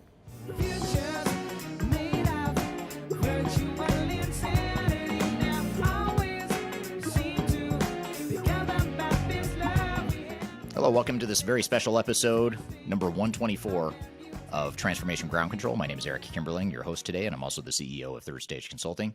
You can find new episodes of this show every Wednesday on LinkedIn, Facebook, YouTube, and Twitter, as well as audio podcast platforms throughout the world. As I mentioned, this is our very special episode of Change Management. We're doing a deep dive into all things related to change management, playing you the best interviews throughout the last 2.5 years of this podcast as it relates to organizational change management. And our next guest here is Noosh Bayat, who is a director of strategy and transformation here at Third Stage Consulting. She's also has a doctorate degree. She's very highly educated. She's ProSci certified. She's been around the block. She's done a ton of stuff related to change management. And she had this idea. This was her idea that she brought to me when she first joined our team of why don't I come on in the show? And actually, just to back up and to be clear, I invited her to the show and sort of semi-coerced her onto the show. And then once she realized she had no choice and I was going to force her to be on the show because I really wanted her on here, she came up with the idea of how about if we talk about AI versus human intelligence and sort of that both the coexistence of technology and AI along with the human side of things, but also where do those two things collide and how do we navigate that in the future?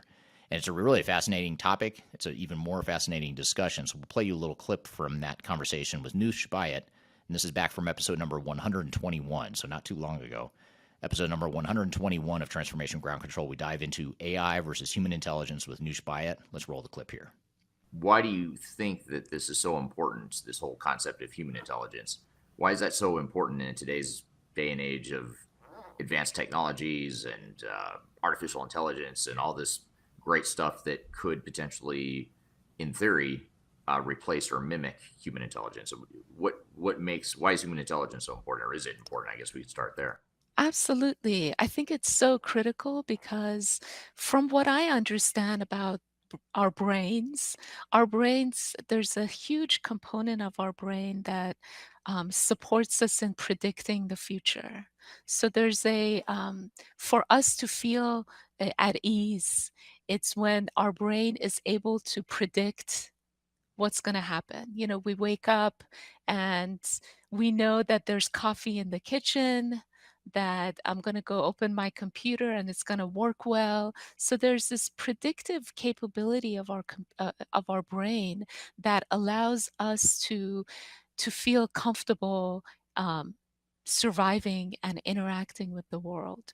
What happens with technology and technological innovation, especially when you bring it within an organization, is that all of a sudden it's not a cognitively stable environment. And with that, I mean, it's very complex.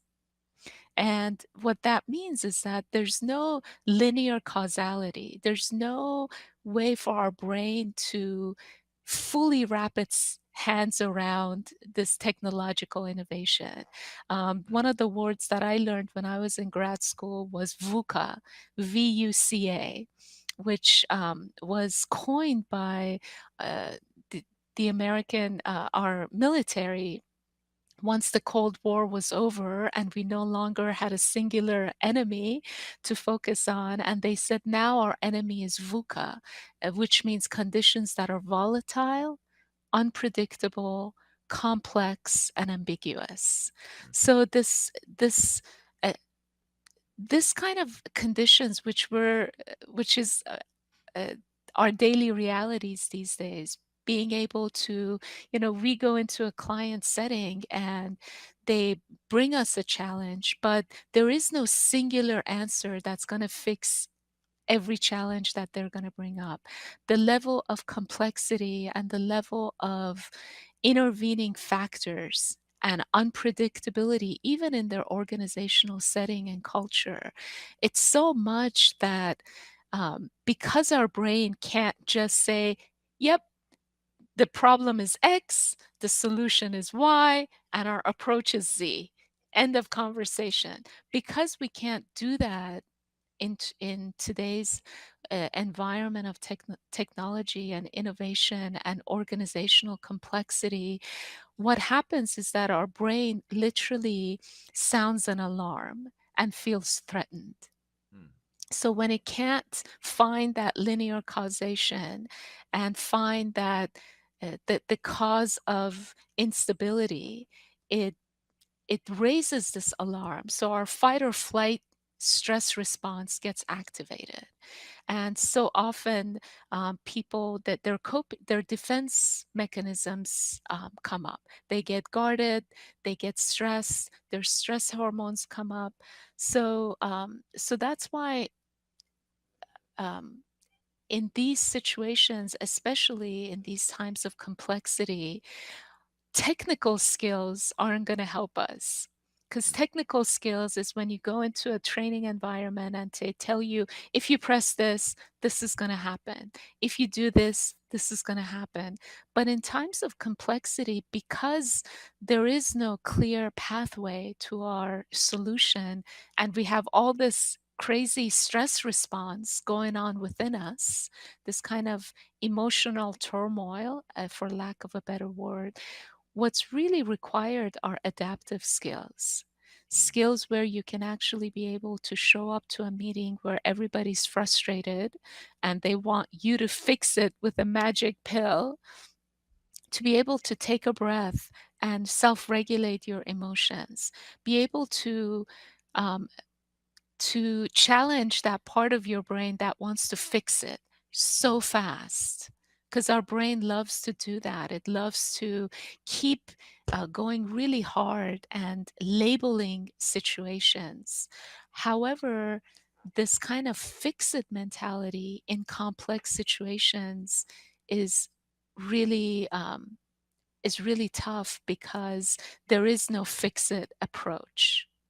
In these times of complexity, one person can't just come and fix the situation.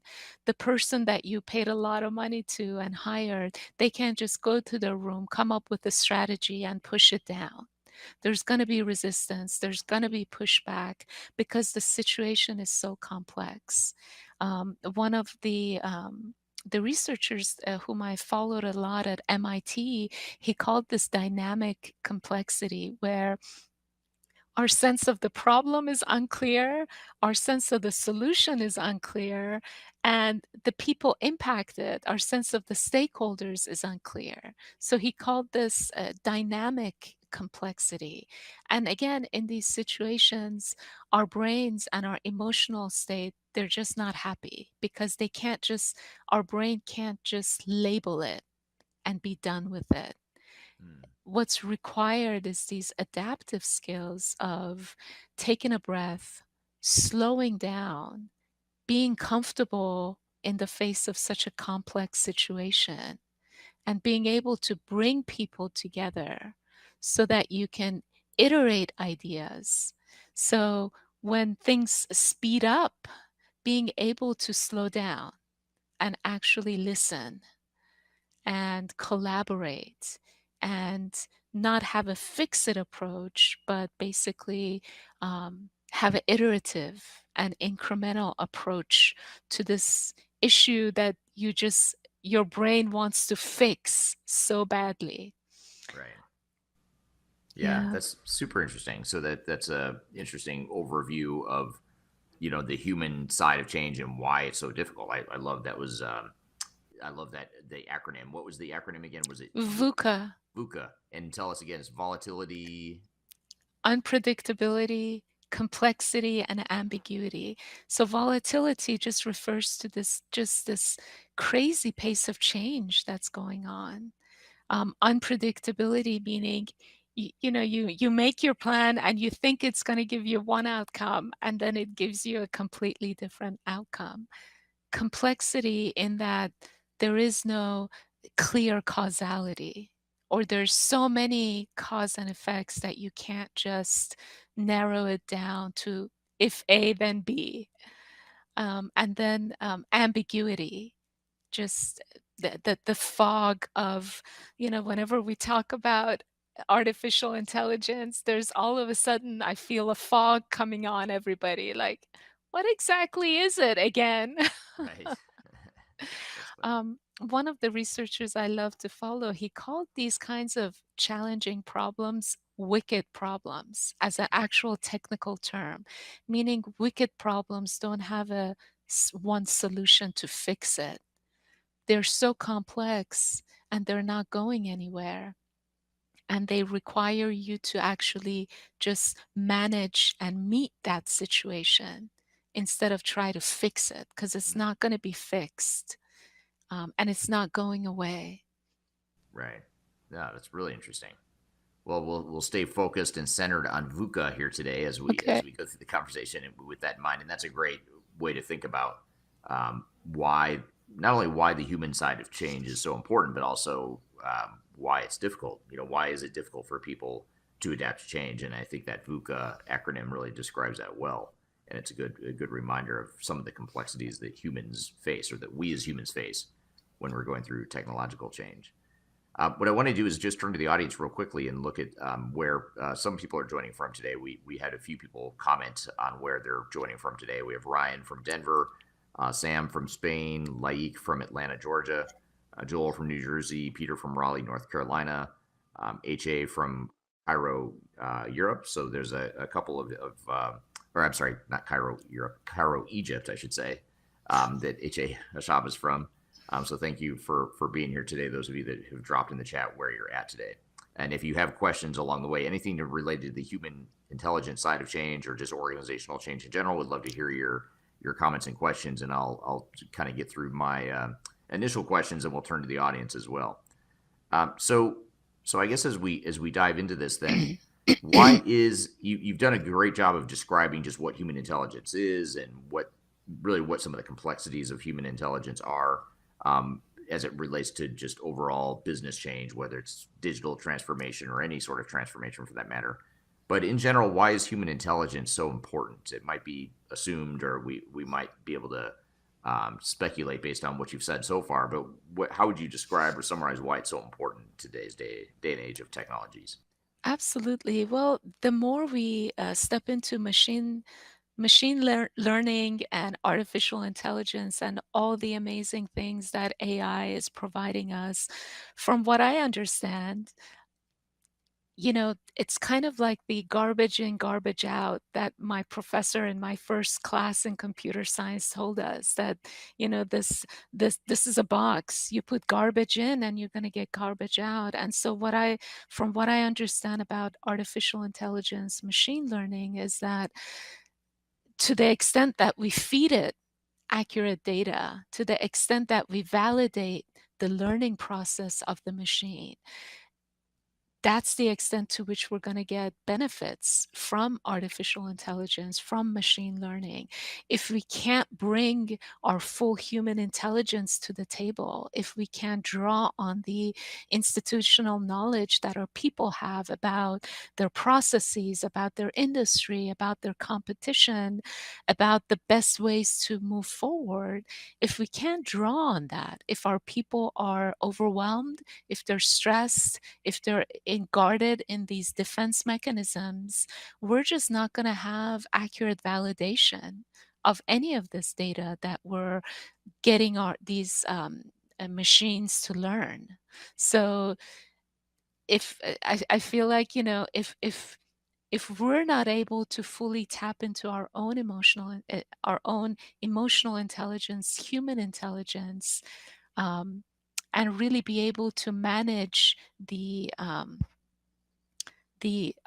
overthinking that happens, this kind of this stress response that comes over us when we're faced with complex situations, that literally in a way shuts us down. When our stress response is happening, our capabilities to learn, Eric, are really hampered. If we're in this overly stressed, overwhelmed situation, it's really hard for us to learn. It's really hard for us to calm down and actually face the situation that we're facing. We're so caught up in the meaning that we're making about the situation instead of actually being able to face it. So again, if we can't bring our full human intelligence to program these machines, to get them to do what we're wanting them to do, um, uh, I would be scared about our future, because these machines, they're just not going to give us what we were hoping that they would provide. Yeah, yeah, without that missing secret sauce, if you will, of Absolutely. human side. Yeah, I don't. I think there's just a lot of misinformation out there, and there's a lot of confusion in terms of, oh my God, machines are going to take over, as if they're inherently intelligent and they're just going to take us over. And I think that feeling of overwhelm, that feeling of like, oh my God, that's the end of life, it gets us to shut down and want to just be in denial and not want to learn what the hell is learning? What is artificial intelligence? Because we all can learn about it and we all can make really intelligent decisions in collaboration with our team members. However, I think because of the volume of information out there on the internet, the volume of misinformation, fake information. So we get so overwhelmed. Our system gets so overwhelmed that we'd rather not know or tune out than to actually understand what the challenges are, what the issues are, and how do I develop my team to be able to deal with this. Okay, great stuff. That there's a lot more where that came from, and we go a lot deeper into that conversation. We just played you really just the first segment of that interview with Noosh, talking about the artificial intelligence versus human intelligent components of transformation. But there's a lot more to that conversation. So if you go back to episode number 121 or click on the link below, we've included a link that'll take you directly to that segment or that full interview on that particular episode of Transformation Ground Control. And you can see where that conversation goes from there. But hopefully that gives you a little taste of what we cover with Noosh as it relates to AI versus human intelligence. So thank you, Noosh, for that great conversation. And we're going to stick to this theme here of the human intelligence piece of it and shift a little bit and focus more on emotional intelligence. We're going to dive into the human intelligence piece, but more specifically talk about emotional intelligence. And this is this next guest is someone who I actually went to high school with. So he grew up in the same small town that I grew up in.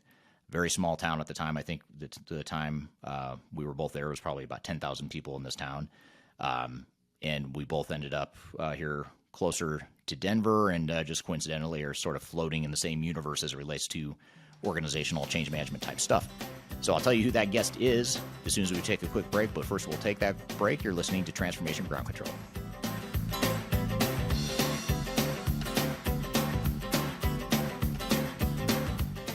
If you are aiming for transformation success, turn to Third Stage Consulting Group. Third Stage's independent and technology agnostic consulting team helps clients define their digital strategies, define their roadmaps, and manage their transformations. With offices in the US, Europe, and Australia, our team helps the world's most forward-thinking organizations through their transformation pitfalls and risks. If you are embarking on a digital transformation or business change initiative, contact Third Stage Consulting to see how we can help you reach the third stage of transformation success. Learn more about us and download independent reports, videos, and other best practices at thirdstage-consulting.com.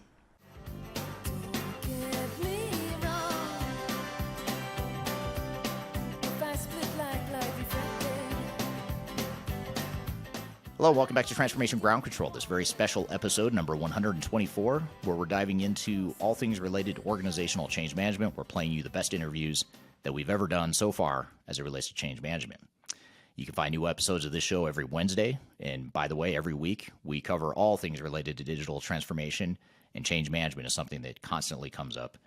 So much so that we've half joked about potentially doing a drinking game every time we bring up the word change management in the podcast episode. We're not quite there yet. You're more than welcome to play that game from home if you'd like. But that is something that that shows you how serious we are about change management, the fact that we're talking about potential drinking games as it relates to change management.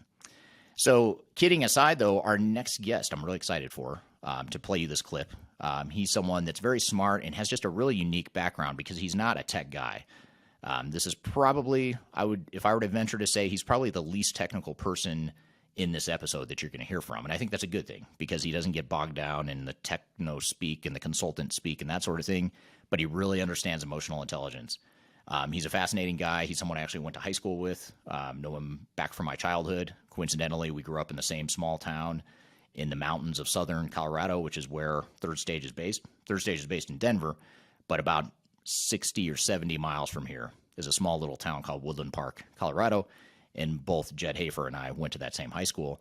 And Jed was on the show back in episode number 60. He was actually on the show twice talking about this topic, but I picked number 60 really arbitrarily, to be honest. They're both really good interviews, but this one in particular I thought just was a better representation of the two conversations if I had to pick one.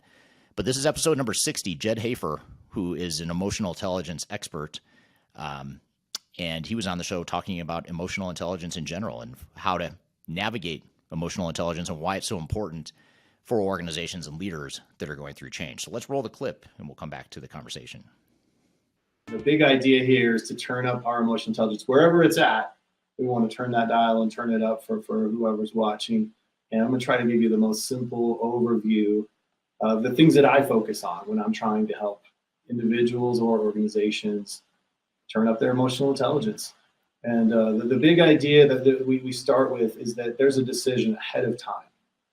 But before I even have an interaction, I want to decide ahead of time how I want to be.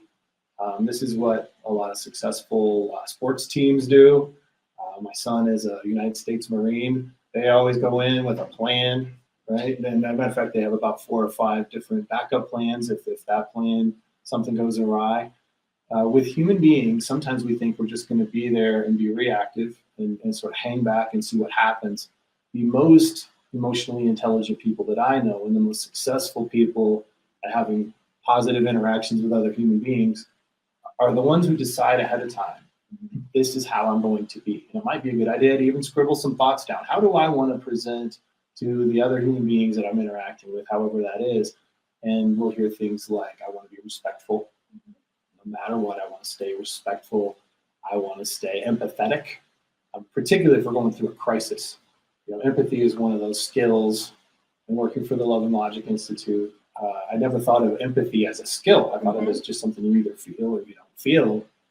But it turns out the conveying of sincere empathy is a really powerful skill, making people feel important and heard and valued, and especially if they're in pain, that we're rejoicing when they rejoice and we're mourning when they mourn. We're feeling it with them. And that validation of those feelings, really great thing for especially leaders and people who lead teams to be able to do. Too many times when we get our feelings hurt, part of the feeling is they didn't consider me. They didn't consider my feelings. So we're considering the other parties, the other party or parties ahead of time before we even start that interaction. And then we move. I say start with self-awareness. That's really not true. We've already started with the decision. The next step is self-awareness. Me. What's going on with me? Am I hangry today? Am I tired? Am I in a bad mood? And I always recommend for interpersonal relationship stuff, talk to a lot of parents. Let's not have these important discussions when one of us is tired, hungry, upset about something else. It's tough for parents because sometimes we don't have as much control over that timing as we would like. If I'm a boss, hopefully I do. When am I going to have this conversation that might be difficult? I want to make sure that I'm in a good space. I want to make sure that I have my thoughts together. That if nothing else, I'm not upset about something else. So many times when I deal with an upset person, I realize it's something that happened some other time and in some other place and involves some other person. And that's the wrath that I'm getting from this person right now. It doesn't even have a whole lot to do with me. Or at least I like to think that way. Yeah, and I'll just add too, when we talk about that empathy, we learned that in our cultural keynote yesterday and from our business process, that we look at across the aisle within business and have that ability to come together in communication, to have empathy for, oh, this system is really hard for this person in accounting versus the experience of the person in marketing, because obviously that's my favorite department, as I said yesterday. But I think that empathy is really, really valuable to understand, especially when implementing a new technology and understanding the pain points of business processes. And when we talk about empathy as a skill, we have to make sure that we're sincere there. The worst thing in the world is insincere empathy. When someone says, I know just how you feel. No, you don't. It's actually the effort that we take to put ourselves in that other person's shoes. So I know just how you feel is the worst thing to say if I'm trying to convey empathy. What I might say instead is something like, help me understand. I want to make sure I understand. It's the effort that we take to put ourselves in those shoes. My grandma used to say, before you judge somebody, you should walk a mile in their shoes. Yeah. Because if they're mad at you for judging them, you've got a mile head start on them and you've got their shoes. So she was a smart lady. Yeah. She was a smart lady. Next, we will talk about staying interested in that other person. So again, emotionally intelligent people are able to make the other party feel, I'm interested in you. And in this age, unfortunately, we make the joke that we're often left to our own devices. You know what kind of devices? Right? So too many times I'm actually doing the opposite. I'm saying, yeah, I'm listening to you. And I'm sending a message that says, I'm not interested in you. With parents again, and I teach this to teachers and anybody who works with people, to do the exact opposite, to have something that you're focused on. And then when it's time to talk to that person, you actually put that thing away.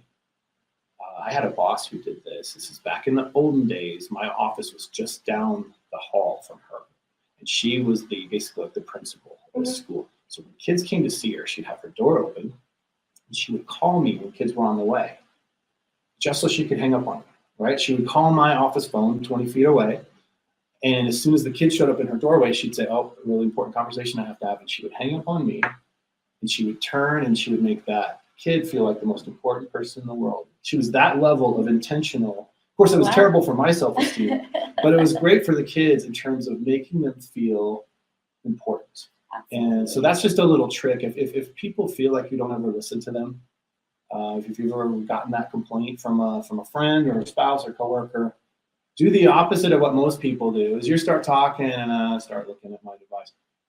Be on the device. That's easy. Most of us can do that one. And then put it away and physically turn and engage that person so that you're not just interested, but you're showing the interest. And so many times I'm like, well, I can do this. I can multitask. But to how we make that person feel, again, there's an intentionality. Your audience is used to hearing you say, intentionality wins the day. That's a level of intentionality most people don't have. I'm going to have this thing. And back in the day with my boss, she would be scribbling on something. And if I came to talk to her, she would put it down, she would put it away, and she would physically turn to lock her eyes on me. And again, I always felt like the most important person or part of her day.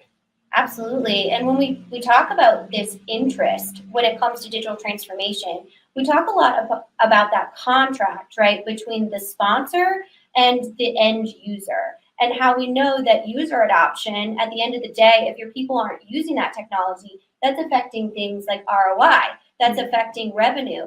And if you are not, as a leader or a change practitioner, interested in their overall experience for software selection, for understanding any pain points within this new technology, or even understanding any fear built around new technologies, automation, then if you're not totally interested in that conversation, their value level within the organization really decreases. And that's when we start to see really rippling effects within the overall business infrastructure. Such a good point. And here's another little tip. Never go on and talk about emotional intelligence with someone who's better at it than you. That's always embarrassing.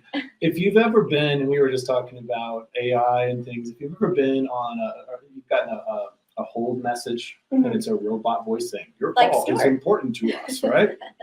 Your call is important to us. And how important do you actually feel a lot of times? And again, some of this hits close to home because I've worked for businesses and we had some kind of a message like that.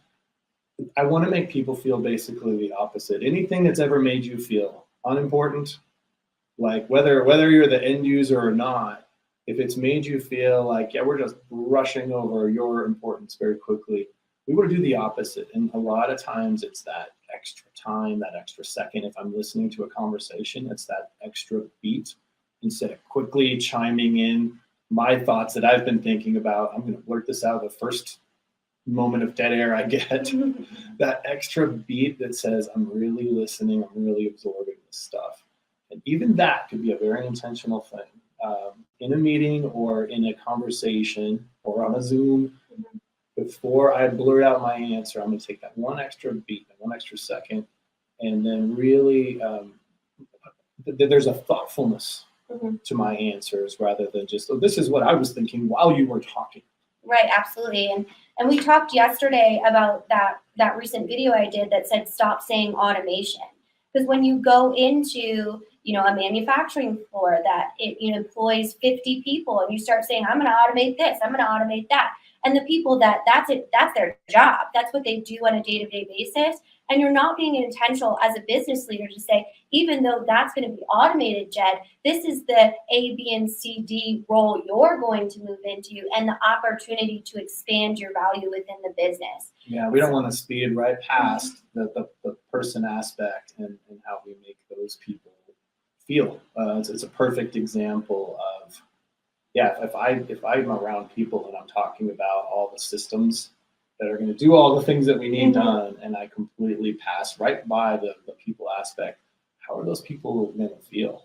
Even if, and many times it's pretty exciting. I mean, I've worked with companies where they worry, oh, I'm going to lose my job because I don't know how to do this thing, and now they have technology that's going to do this thing. And it turns out, no, they have a new role and they love it. And it's so much more stress-free, or maybe not stress-free, but it's less stress. And all that anxiety, we'll talk a little bit later about, I have some thoughts on anxiety, especially when we're going through change. All that anxiety was unwarranted. But if I'm the person delivering the message, whether I'm a leader or not, if I'm delivering a message, I want to be cognizant of how I'm making the other person feel, because we remember how things make us feel. Right? We remember how people make us feel. There's restaurants with really good food that I won't go back to because of how they made me feel. There's also places with average coffee that I can't wait to go to because of how they make me feel like the most important customer they've ever had. So that was a clip or a partial part of the conversation that we had with Jed Hafer talking about emotional intelligence within digital transformation and change in general. That's back from episode number 60. So if you'd like to hear the full interview with Jed, which I highly recommend you do check it out, go back to episode number 60 of this show. I've included a link in the show notes below, or the description field for this podcast episode. That link will take you directly to the full conversation with Jed, which was about an hour long, maybe a little less. So you can click that link or go to episode number 60 to hear the entire interview. So thank you, Jed, for such a great and engaging conversation. Really, really nice guy, too, by the way. It was good to have him on the show as sort of a blast from my past personally, too. So we're going to keep this change management thread rolling through the remainder of this episode. We've got, I think, 4 guests left, or 4 segments left that we're going to play you. Next, we're going to talk about the human adoption of newer technologies, emerging technologies in general. And this is a guest that has been on the show once, back in episode number 27, and she will actually be on the show again in July of 2023, I believe it is. So here in the next few weeks, she is going to be back on the show, so be sure to stick around to see her again. But in the meantime, I'm going to go ahead and play you this clip back from episode number 27, where she's on the show talking about human adoption of new and emerging technologies. So stick around. We're going to take a quick break. We'll be right back. You're listening to Transformation Ground Control. Could you whisper in my ear the things you want to feel? I'll give you anything. Interested in working for a company that truly values your unique skills and experience? Here at Third Stage, we don't hire based on resumes alone.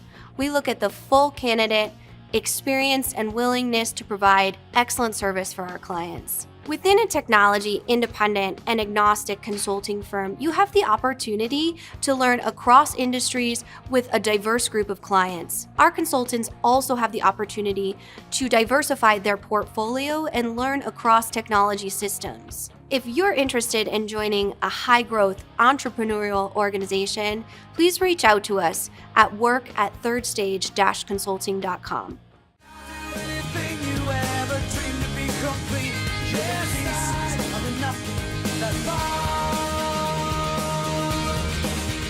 Hello, welcome back to Transformation Ground Control, this very special episode of Transformation Ground Control. This is the podcast that has everything to do with digital transformation, including the people, process, technology, and strategy sides of change. You can find new episodes of this show every Wednesday, streaming to LinkedIn, YouTube, Facebook, and Twitter. And then we also have the audio-only version that goes to all the audio podcast platforms like Google, Amazon, Apple Podcast, etc. So wherever you listen to or watch podcasts, I encourage you to check it out. Be sure to subscribe to this show. It's called Transformation Ground Control. And this is the very special episode where we're diving into all things related to organizational change management and playing you the best of our change management discussions over the last 2.5 years of hosting this podcast. And our next guest is actually, this is the guest where we're reaching back the furthest. This is back from episode number 27, which is hard to believe it's already been that long. We're on episode number 124 now. This is going back to number 27. Emma Roloff, who's an industry expert in the tech space, more specifically related to organizational change management. She's a very interesting person, has a very interesting style to her, very knowledgeable of change management. You can follow her on TikTok. She's got a great TikTok following. You can find her there. I think her username is Digital Transformation Princess, or it might just be Transformation Princess. I don't recall which one, but search Emma Roloff, EMAROLOFF. You'll find her there. But in the meantime, we're going to go ahead and play you this clip where she was on the show talking about the human adoption of new and emerging technologies, which, similar to the last conversation or two conversations ago in this episode where we had Noosh Bayat on the show, Noosh was talking about AI versus human intelligence. This is a similar kind of a conversation where we're focused on how do we get human adoption of newer and emerging and potentially more threatening technologies or perceived threatening technologies. So let's roll this clip here with Emma Roloff talking about human adoption of new technologies. When you automate someone's job, how do you manage that change? I mean, because that's a pretty significant change to come in and say, we're going to have a robot or RPA automate what you might be spending, 50, 60% of your time doing. What have you seen work, or what have you seen some of the challenges be from a change management or human perspective of that? So I think the biggest, and I don't want to say this is a misconception because it is a change and you do have to manage that change. But I think what typically happens and what I've seen with our customers is more often than not, they are welcoming of that portion of their job being taken, because it's not that they don't have enough other things to be doing. It's that the other things don't get the attention that they should be, or they don't have the capacity to ever take a deep breath. And what I mean by that is, there's been organizations that we go in to help, specifically in this accounts payable scenario that you mentioned, that we're going in with, whether it's RPA or some of the other tools that we can get into that we've got that kind of help eliminate some of this manual work. And we go in and we help them automate portions of that process to eliminate the manual keying that they need to do. And it opens up time for them to suddenly be paying their bills on time as an organization. Because in the past, they've had a 3-month backlog of processing that they're trying to get through, and they can't hire and train people quick enough, or they don't have the budget to have those people there. And so most of the time when we come in, unless it's a very, very, very large organization that has a lot of people only ever touching these repetitive tasks, do we get into the place where we're displacing people's positions? We're really just refocusing their time to focus on what are the really impactful parts of their job that drive the business forward. And usually, once you kind of put it in that frame of mind, they're welcoming of that change because they don't want to be doing that part of their job anyhow. And so and again, I do not want to mislead that there isn't, some positions that might be eliminated because of intelligent automation and some of the tools that we're going to talk about today. But more often than not, the organizations are raring and ready to go to take that person and train them to do something different if their whole position was something that's being eliminated, or they're shifting their focus onto that higher value task.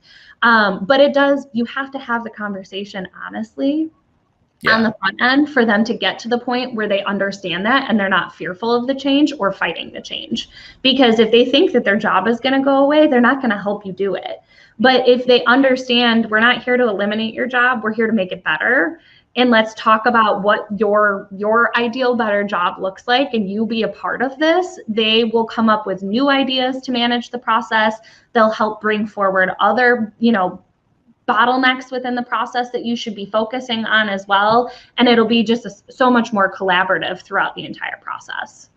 Yeah. So getting their engagement and buy-in early on rather than defining the change and forcing the change on them is sort of Yeah. And one of the things I mentioned that, from our perspective, our methodology, we have typically a blended approach of bringing in a process consultant and or using data to help us hone in on where those opportunities are for improvement.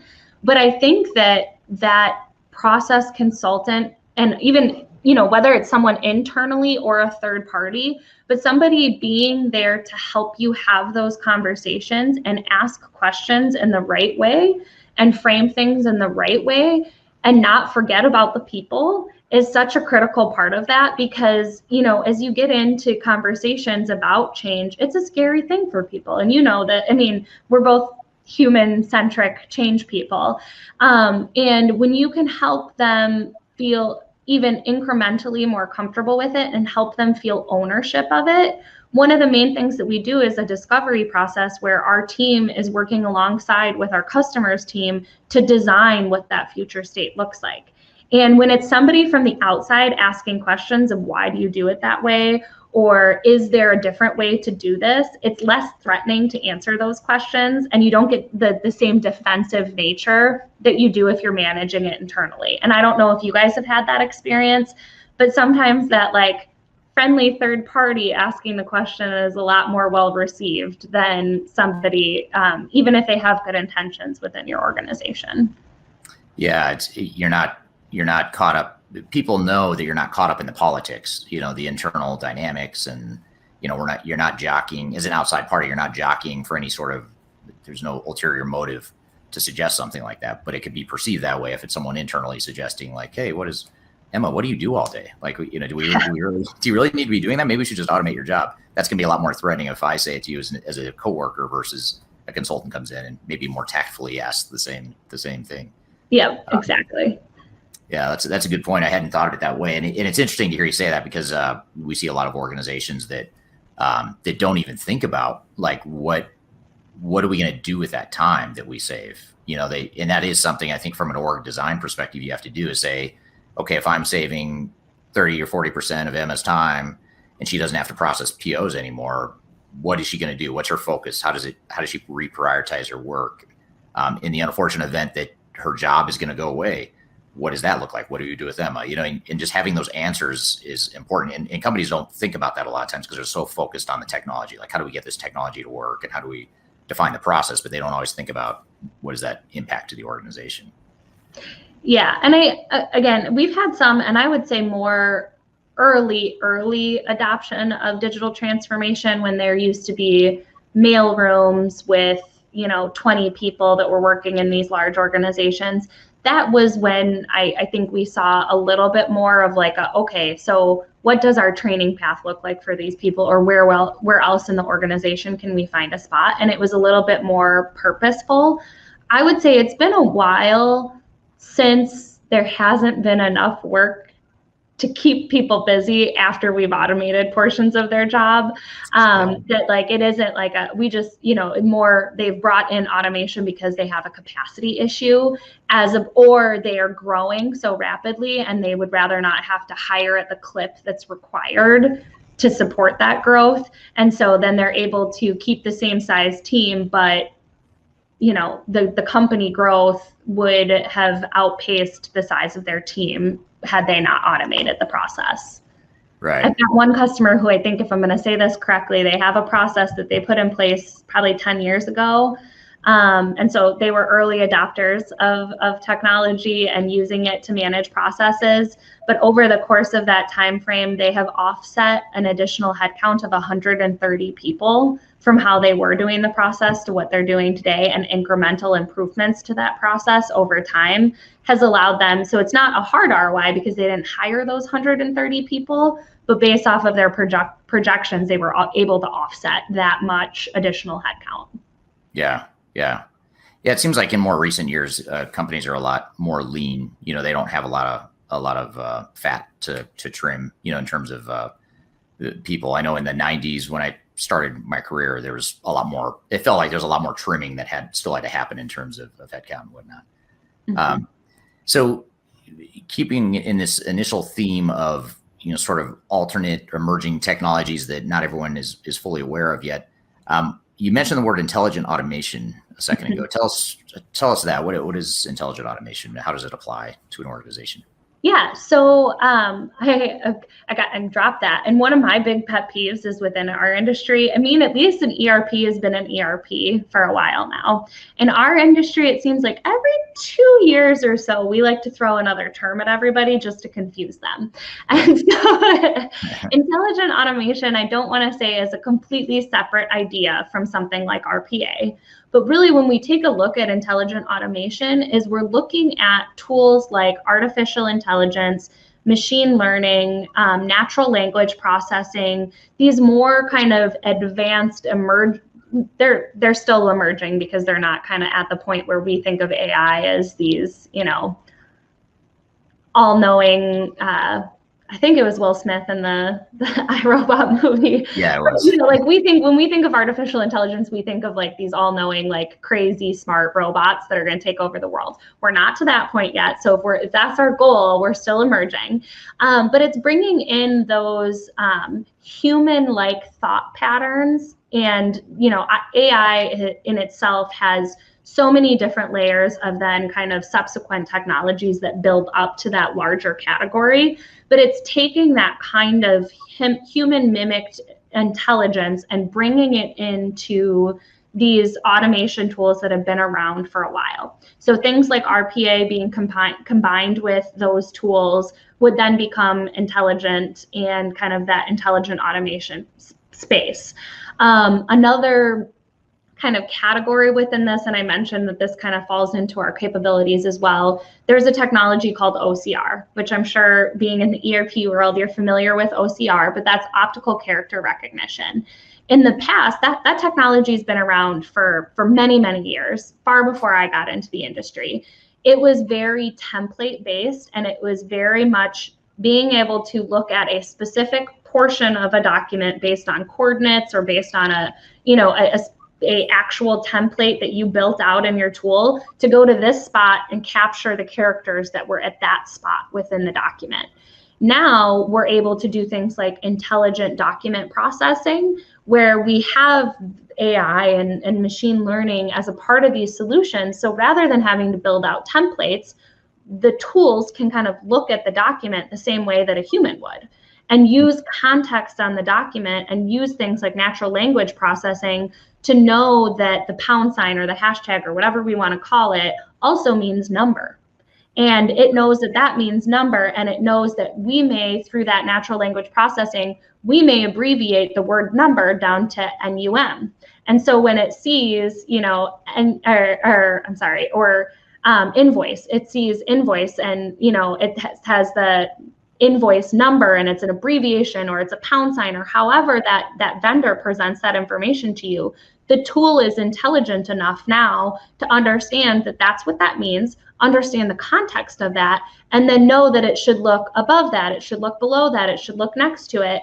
And then it's going to determine, oh, okay, that's the invoice number. I'm going to grab that value and I'm going to pull that out as an index value. And that typically has had to be either a manual process, or we had to build out those manual templates to be able to get us to that point. Now these tools, are so well trained and so well versed in what an invoice looks like. You can have all sorts of variability still with very high confidence coming through because of that intelligent aspect being added into the tools.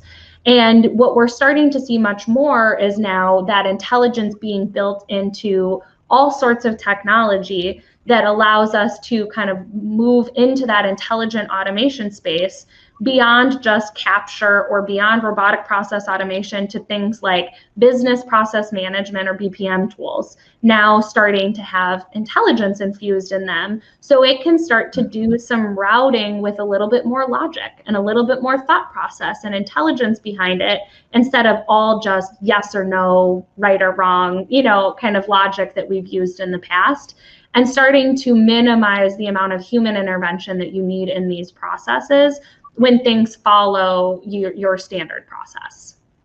Interesting. Okay.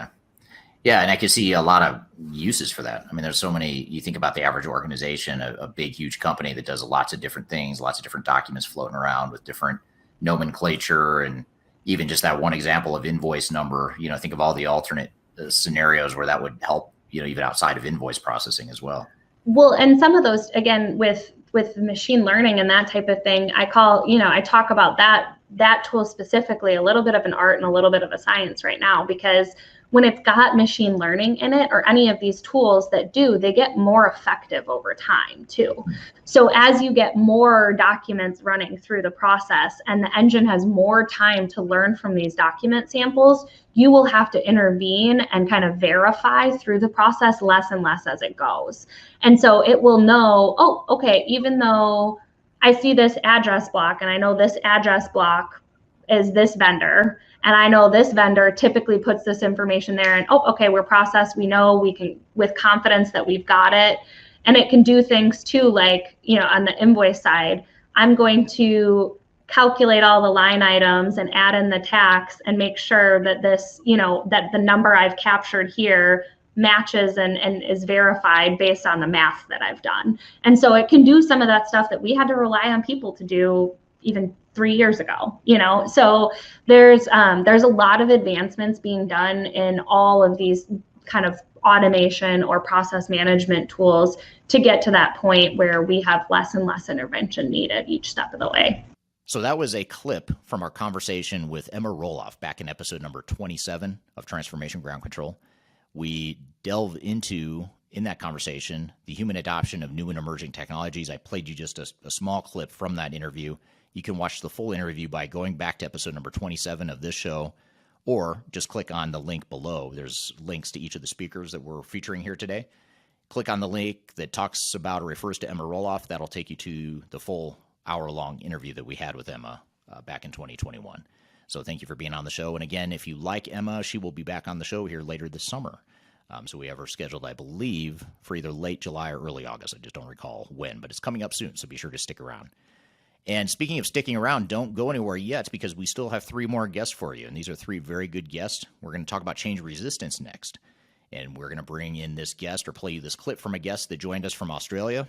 And she was on episode number 105 talking about how to overcome change resistance. So let's take a quick break, and we'll play you a clip from that guest, and we'll also tell you who it is. But first, we'll take a quick break. You're listening to Transformation Ground Control. Just tell me what you've got to say to me. I've been waiting for so long to hear.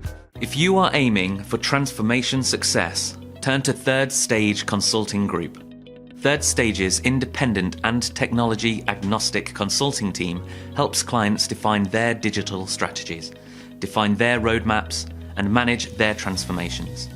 With offices in the US, Europe, and Australia, our team helps the world's most forward-thinking organizations through their transformation pitfalls and risks.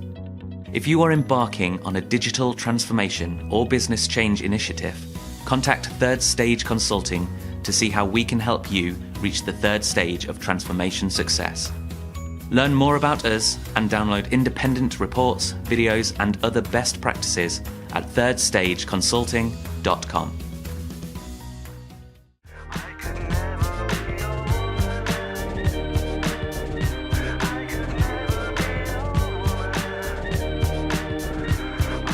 Hello, welcome back to Transformation Ground Control in this very special change management episode, number 124, where we're diving into the best change management discussions and interviews of this podcast so far. My name is Eric Kimberling. I'm your host. I'm also the CEO of Third Stage Consulting. We're an independent consulting firm that helps clients throughout the world reach their third stage of digital transformation success. And our next guest is an exciting one. This is someone who was on our show on episode number 105, and it's Friska Wira, who is from Australia. She's a change expert. She's a speaker in the change management world, and she's got a very interesting style to her as far as her Instagram videos. So if you follow, or if you're on Instagram, you can follow her there. And her company name, or her brand name, is Fresh by Friska. So if you go to Fresh by Friska, and that's spelled FRISKA.com, you can learn more about Friska. But she was on the show back in episode number 105 talking about how to overcome change resistance. And we all want to know how to overcome change resistance and understand why people resist change, especially as it relates to the more subtle versions of resistance to change, because that's oftentimes the hardest to detect and the hardest to overcome as a result. So, with that all being said, let's roll you this clip of where we interviewed Friska talking about overcoming change resistance. Well, one of the things that I recognized or noticed in your thought leadership as I've gotten to know you over recent months is that you talk a lot about shifting change resistance into resilience. And I know there's a lot of talk about change resistance. That's certainly a big thing. I think most of Yeah. us recognize that there is change resistance. But what does that mean when you talk about shifting from resistance into resilience? What does it mean, or what are some of the strategies that you've seen work to make that transition? First of all, let's take the literal definition of resistance. So that is the failure to accept or comply with something. And if we think of, for example, the French resistance, it was a secret organization resisting change, resisting authority usually. So this happens in organizations day in, day out when they try to introduce and implement a change to the way that they operate. So people they either opt out, they clock out, or they check out completely if it's not managed. So instead of the French resistance in change and transformation, people resist in a different way. They either covertly or overtly undermine and sabotage transformation efforts, right? Billions and billions of dollars, hundreds of thousands of hours are wasted every single year because change initiatives fail. So this is often, you'll see it, every day, disengaged people, non-existent buy-in, leadership that are either invisible or don't really own their role in sponsoring and leading a change. You then see what I call these glacial evolutions that masquerade as digital transformation, simply because businesses either don't want to or they can't transform that natural resistance. So resistance isn't a bad thing, it's completely natural, but they can't seem to transform it into something more productive. And that something is resilience. And for me, resilience is defined as the capacity to withstand or recover from difficulties, from bumps in the road. So it's the ability of something or someone, in this situation, organizations, to spring back into shape. So to spring back from change so they are faster, stronger, and better than they were before. That's well said. And I love that concept because I think so often change management is viewed and used as a more of a defensive mechanism. Like how do we prevent people from sabotaging the project? And it's not focused on taking it one step further, which is not only overcoming intentional resistance and unintentional resistance, but also translating it into something better than it was before, than the organization was before, as you put it. Yeah, like imagine when a change is introduced that instead of being met with contempt, it's met with curiosity and people exert their resilience instead of dig their heels in with resistance. So that's in the ideal world. Organizations will get back into shape and regain, if not improve, their productivity and profitability. And in my experience, the most effective strategies is really early engagement, early involvement, participation, buy-in, and education. So all too often, change experts are brought in as a last resort when things have gone pear-shaped. It's like an afterthought when really they should be in the main body, not the appendix. Right. And what about what do you say to organizations that might say that our people? This all sounds great, Friska, but our people are not. This isn't going to be a problem. Our people are on board. They're not going to sabotage. You talked about sabotage a moment ago. We've got good people. They want what's best for the organization, and they're not going to sabotage the organization. And I really don't think change is going to be that hard because these new tools we're introducing, these new business processes, are so much more effective. Everyone recognizes the need for it. So, yeah, it sounds good, but we don't really need change. Yeah, that's a huge generalization. Anytime an organization says everyone does this or they've always done that, I really take that with a pinch of salt. You don't need 90% of people to resist in order for changes to flop. It actually just takes 2 to 3 key stakeholders who are quite influential in the business to manifest that resistance, and that'll spread like wildfire. So, and this is also the challenge, right? People don't buy prevention, they buy the cure, and the cure is a lot more expensive than prevention. I always say to my clients that you can spend a reasonable amount of time educating and engaging people about your change effort, or a really unreasonable amount of time battling resistance all the way to the bitter end. Right. Yeah, that's well put. That not everyone. It's dangerous to generalize everyone within an organization or even across organizations as well. If there is one generalization to be made, I'd say that there is going to be some level of resistance to change. It's just a matter of how severe it is, what the root cause of it is, and ultimately Mm. what you do to overcome it. Yeah, and often when people make those blanket coverall statements, they're really opinions. There has not been any rigorous data collation or surveying or observational feedback that's been gleaned. So that's also something dangerous, just relying on your own perspective. But here's a question I wanted to get to just while we're diving into this whole topic of change management.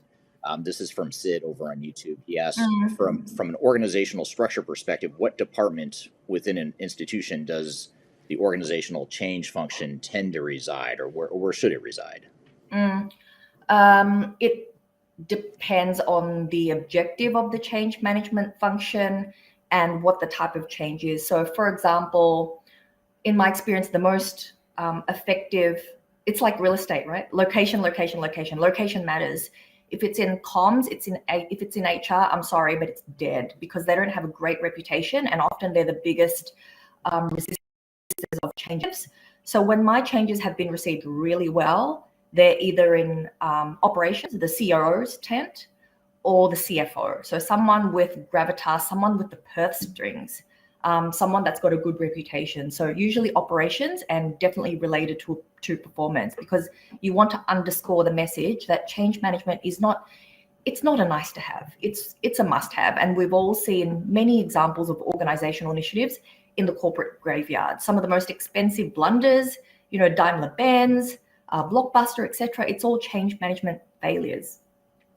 Right. And it's really interesting that you said that. I don't know that I've heard anyone say this out loud, was the part you said about HR and comms. If you put it Yeah. in HR and Everybody comms, always says that. No one said it out loud yet, but everybody's thinking it. I've just got the guts to say it out loud. right. But that's that's the natural inclination for a lot of our Mm. clients, and yours too, it sounds like, is let's put it in HR because that's the people talent management side of things. And so intuitively it sort of makes sense why you'd want to put it in HR. But what you're saying is there's not enough pull and credibility within HR in order for change management to get the recognition and attention it deserves. Yes. Is that I mean, intuitively, yes, it makes sense because it's all about people. But most HR departments, and yes, I'm making a generalization, so don't send me hate mail, people. HR functions are generally concerned with compliance, right? Checking the box, etc. That's what they're there for, dotting the I's and crossing the T's. They're not really interested in driving performance, driving innovation, brutal execution and efficiency. So those sort of things usually happen in operations. So my background is mining, engineering, and oil and gas, and that's where the change management has resided. right? Yeah. And especially in a operation heavy or intensive industry like you just mentioned, mining, engineering, et cetera, Yeah. it seems like it's even more important that you have that Yeah, operational. and if it is a culture change, if it's a culture change effort, then it should be the CEO because the buck stops with them. It shouldn't be in HR. It should be whoever's at the very top. They should be sponsoring it, not the head of HR. Right. Now, how about this? Here's a question. Actually, I have the same question by two people asked slightly differently. One is from William on YouTube, and he says, "What are good early preemptive steps to take for mitigating resistance from leadership?" And then part two of this, let me just sort of dovetail on that a little bit with another question from Sam Graham on LinkedIn, and he says, "Can change be successful if the C-suite is not seen to be changing first?" So I guess maybe just to break that up a little bit, let's start at the top. Everything you just said sounds great, but what if leadership themselves are part of the problem? And if so, if they are the problem, then what do you do to mitigate that resistance from leadership level? Yeah, this is a challenge, especially the middle layer of management. I call them the permafrost layer because often we expect them to lead their own teams and their own people through change when they themselves haven't gone through the change process. So they themselves are trying to make sense, and they're doing a bit of soul searching, a bit of meaning making. What does this change mean to me, etc. So the first steps when leaders aren't on board with change is to really understand what is the source of their hesitation. And in my experience, if people are resisting change, it's because they're scared of something. They're scared of loss, scared of losing something, and we are more motivated to act by loss than gains. So it's either power, prestige, protection, pay, or performance. So if it's pay, they may be concerned that, I don't know, their bonuses are at stake or they're not going to meet their SDIs. So I've seen this time and time again when a new performance management system is rolled out and they're like, oh, there goes my A, B, and C. Prestige is about, maybe they're losing their corner office. Maybe they're losing some perks. So that the prestige of their role is losing its luster. Performance. This change could mean it's very challenging for them to maintain a high level of performance and thus look good in their job, right? We don't know. Protection. So this particular leader could be protected, sheltered somehow, which kind of hides their underperformance. And this change, such a restructure, could take the lid off that. So we don't know which of these P's is driving their resistance and their sense of loss if we don't, A, talk to them about it.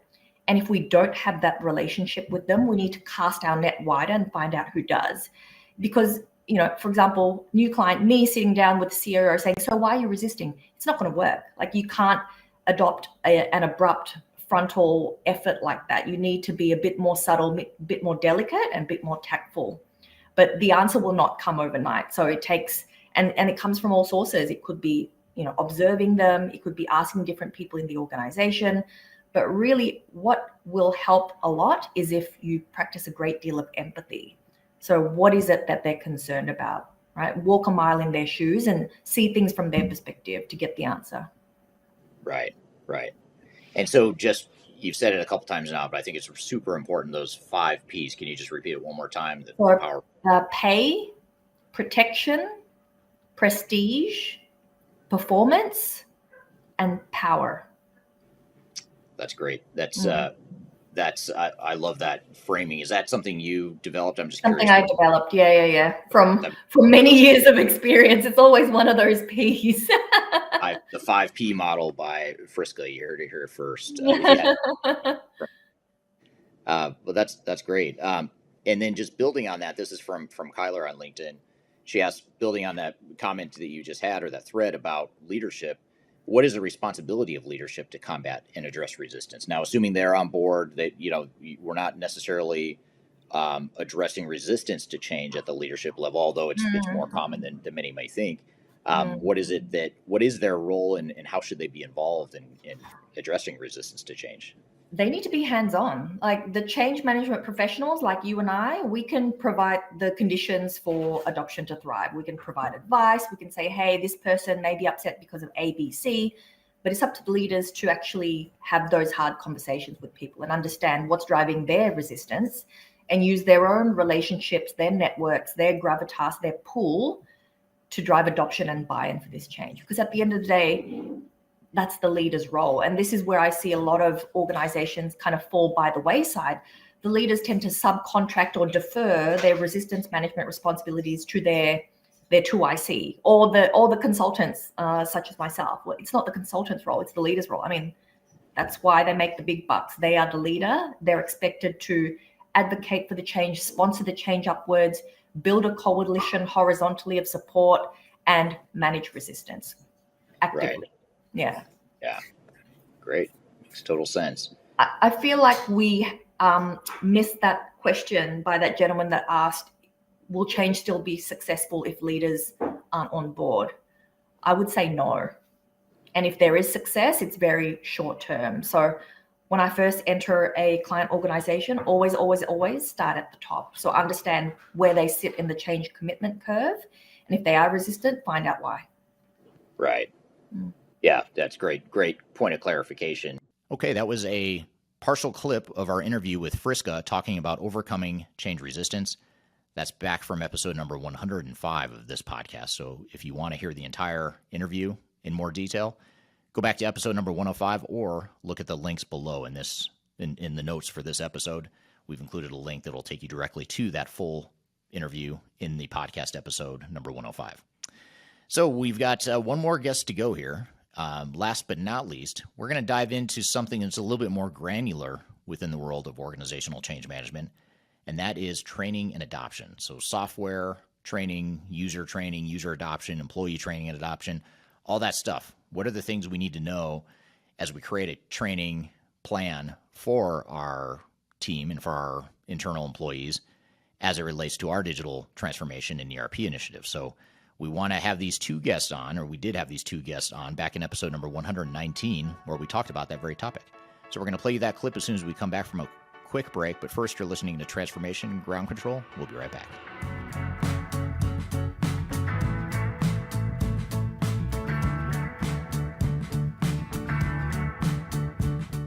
Hi, this is Eric Kimberling with Third Stage Consulting and your host of Transformation Ground Control. I want to encourage you to read our Guide to Organizational Change Management. It's a free report or free guide that we publish. It's one that I actually wrote that talks about best practices and lessons learned as it relates to change management. So as you know, on this podcast, we cover a lot of stuff related to the human sides of change, organizational change management, including training, communications, org design, all kinds of stuff as it relates to change management. So if you're trying to learn more about change management, or you're looking for more direction and ideas on how to get started on your change management strategy and your overall journey, be sure to check out this guide. You can read it by scanning the QR code on the screen in front of you, or in the links below for this particular podcast episode. You can find a link to take you to the page that will allow you to register to go ahead and download that and read it for free.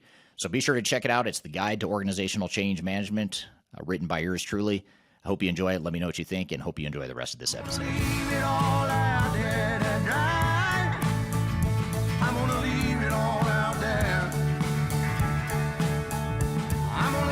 Hello, welcome back to Transformation Ground Control, episode number 124. This is a very special episode focused on organizational change management.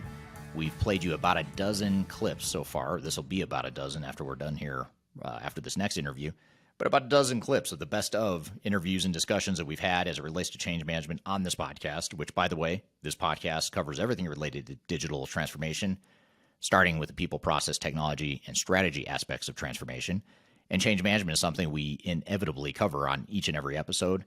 But here today, we wanted to pull out the interviews that are most relevant and go the deepest into organizational change. So this final interview, last but not least, this is where we're getting into some of the more granular aspects of change management, in particular, the training and adoption. So this is where the rubber meets the road. We've worked through resistance to change. We've done our organizational assessments.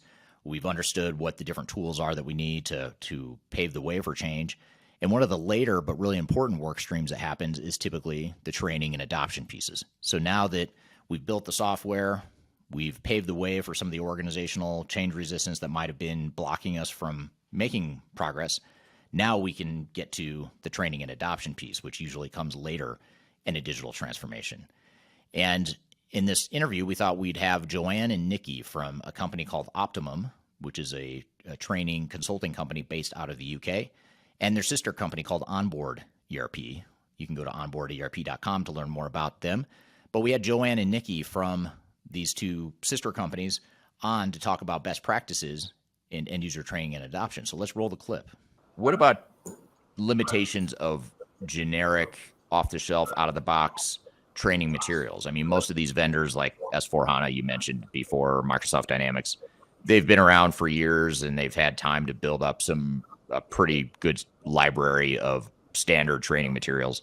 What are the limitations? I think this is a really important point because so many organizations, including a lot of our clients, just don't understand or don't fully recognize the fairly severe limitations of that standard off-the-shelf or out-of-the-box training material or training content. What are the limitations of that? Or maybe give us some examples there.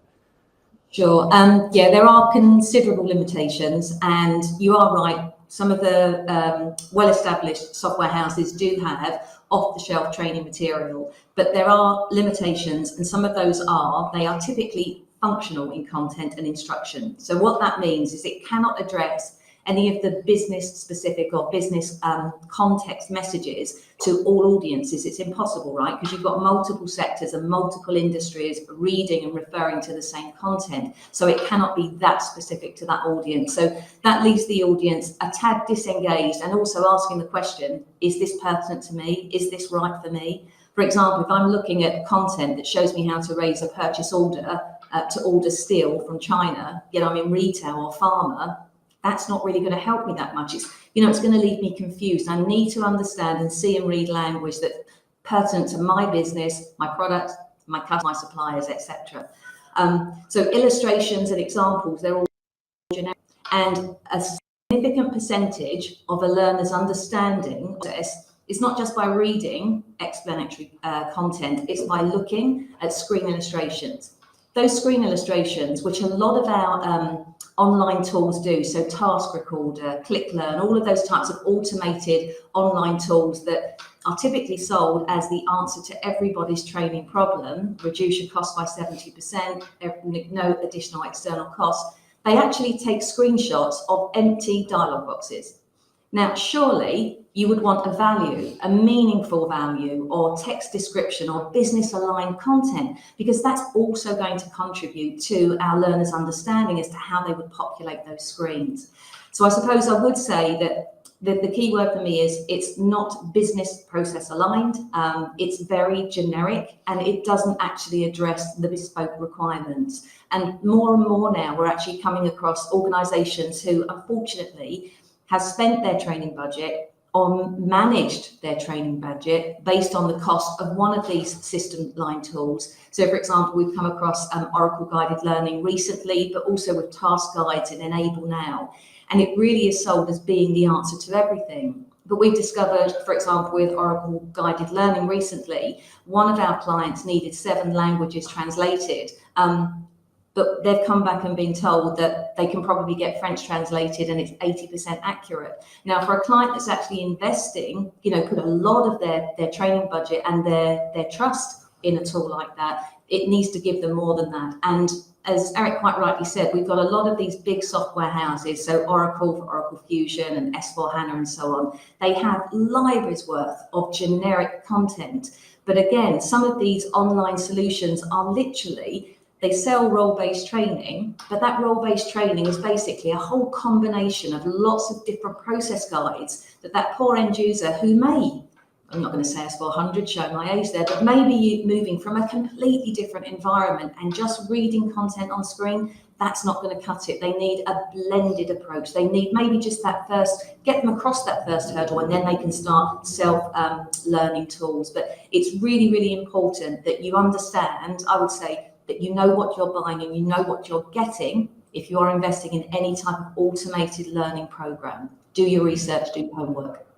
Yeah, great point. And another thing you've alluded to in that response, Nikki, is the fact that so many of these ERP systems are fairly flexible and they can do a lot of different things. And even the simplest workflow, like accounts payable you mentioned, there isn't really a standard accounts payable process that every organization is using, even for the same product. I mean, even for the same product, you're going to have variations of how that system was configured and also how you're going to not only interact with the system, but what are the things that happen outside the technology? Like, what are the things that don't relate to that one technology? So often we get myopically focused on S4HANA, Microsoft D365, or whatever the tool is, that we don't think about, well, what do you do outside the system, or what other systems are you touching? Do you need to touch to be able to do your job?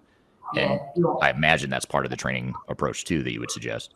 Yeah, it's such a valid point, Eric, because a lot of clients that we work with or deal with initially, they'll ask, oh, so you'll only train us in Dynamics 365 or just S4HANA? No, we train in end user solutions. So if our end user touches D365 extensions and an external pricing pricing tool, all of those need to be addressed as part of that end user experience. Otherwise, we're not giving them their true role and how it will be used with that system. So, and that's the difference, I suppose, with SI training. It's very much, unless you're starting to look at integrations, it's very much under the bonnet, looking at that ERP functionality and its modules.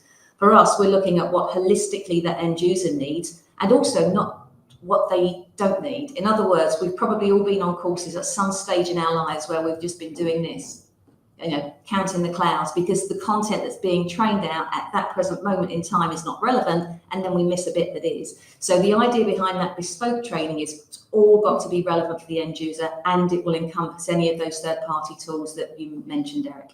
Right. Yeah, great point. Just to turn to the audience here, some of the audience comments and question.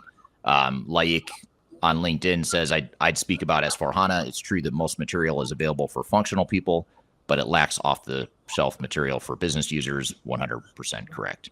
Yeah. So, great. and we have a client. Actually, we have one client that we're working with right now. They're actually implementing S4HANA. They're about to go live here in a couple months, and they have been asking us, like, why is it you have to custom create these training materials. This software has been around for years. I mean, there's tons of material available, and that's I think the disconnect oftentimes is the understanding of, there's a lot of, to your point, Nikki, there's a lot of materials available, but they're not specific to your business, and you're deploying S4HANA in a very different way than any other organization has. Even though they're not doing a ton of customization, it's still tailored. It's configured differently. They use different third-party systems that bolt onto it. All that stuff, you've got to work through. And those little things aren't so little, when it comes to adoption and training. And back to the original point of why products fail because of this, it's those little things that I don't know how to do in my job that creates sort of a domino breakdown in the end-to-end processes, because I don't know how to do one part of the process. No one taught me how to do it, or I just don't understand it well. And that ends up leading to a bunch of process breakdowns that can become pretty material. Yeah, and also in client meetings, the dreaded words we hear are, it's just off the shelf, or it's just out of the box functionality. And as soon as they say that, well, the whole world's not using the same chart of accounts for starters. And then there's a whole melee of different areas. Even if it is out of the box with very limited customization, it's still the ERP system used by you, your customers, your suppliers, your product suite, your materials. So it still does need to have that bespoke element with regards to training, because an off-the-shelf set of training materials doesn't cut it for most ERP implementations. Yeah, and I would argue too that the more business value you're trying to get out of your digital transformation or ERP implementation, the more important that employee adoption training is. Because let's just use an example of a multinational organization that's deploying Microsoft D365, and they're using that as an opportunity to standardize business processes and sort of consolidate functions in different locations and move to a shared service model where now you've got consolidated HR, consolidated accounting and finance, or whatever. That's not just a software deployment. That's a material business transformation. There you're talking about changing people's jobs and how you operate. And so how do you build that sort of non-technology but more process and organizational focus into training materials? Have you found that to be an important part of that customization of training?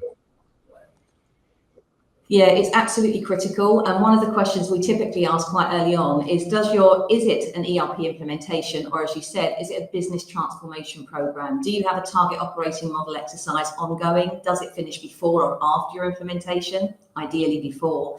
But the key thing for us is to work with the subject matter experts to ask a whole series of questions that start with who, what, why, where, how. So in other words, we are supporting and we're there for the end users, because they will be sat in front of an ERP solution about to raise their first sales order and say, where do I choose my customer? Why do I choose that product? Where do I adjust or apply the discount? And it's all of those typical questions that we would ask during the development of those training materials. And it's giving the business context behind why the user does it. So many standard training materials are literally just functional based. But when I pick something up, if I'm being told to press a series of buttons, especially if we're talking numbers here, I want to know why I'm doing that. So you've got to have that context. And also from a business rationale, you want to make sure that your end users, even at field level, are making informed, smart decisions and they're selecting the right values.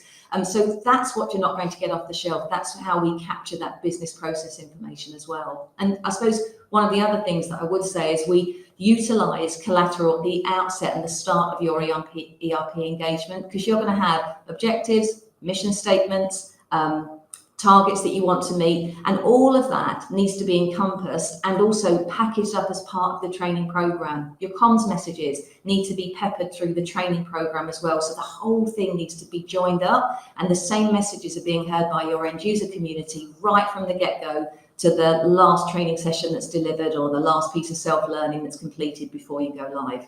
So business process is key. Right. Speaking of business process, how do you, where do you recommend that training fits into the sequence of end user training and user acceptance training? Like how do you typically see those two best interact, those two work streams sort of integrate or intersect? Yeah. That's a really great question, and our clients have different perceptions and takes on it. Sometimes they're actually pushed down a certain viewpoint based on where the build is and so on. But ideally, when we come on board, we would like to be at the start of the UAT process so they can feed outputs to us.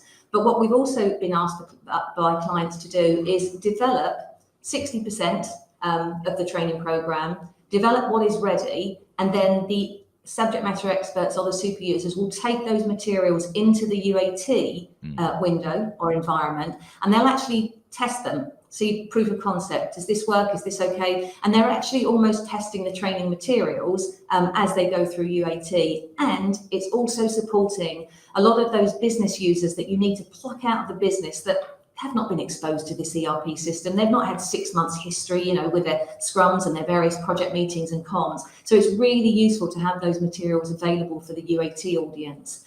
We also do offer different flavors of UAT training. It depends who's doing the UAT, really. Could be a whistle-stop tour, because what you don't want to do is pull people in from the business when they don't actually know why they're there. So you need to tell them the importance of being a tester, what it's about, how they pass and fail, and how they literally execute test scripts, but also giving them that navigation look and feel of the ERP system they're going to be testing in. So I suppose that was a very long-winded answer, Eric, to your question. I sincerely apologise, but really, I suppose it's all down to the client, where you're at with UAT and how experienced your test user base is going into UAT, and that's how you then decide what training program is required.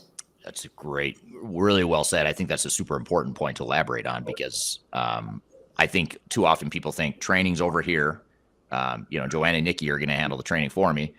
I might handle the UAT. I'm going to do that over here. And there's oftentimes not that intuition that those are two very related work streams, and they should reinforce one another. I mean, the UAT can be a great way to learn the system as you're going through UAT. But to your point too, Nikki, it's a great way to poke holes in and perfect and fine tune the training materials so that you can refine that and make it ready for prime time to roll out to the broader audience.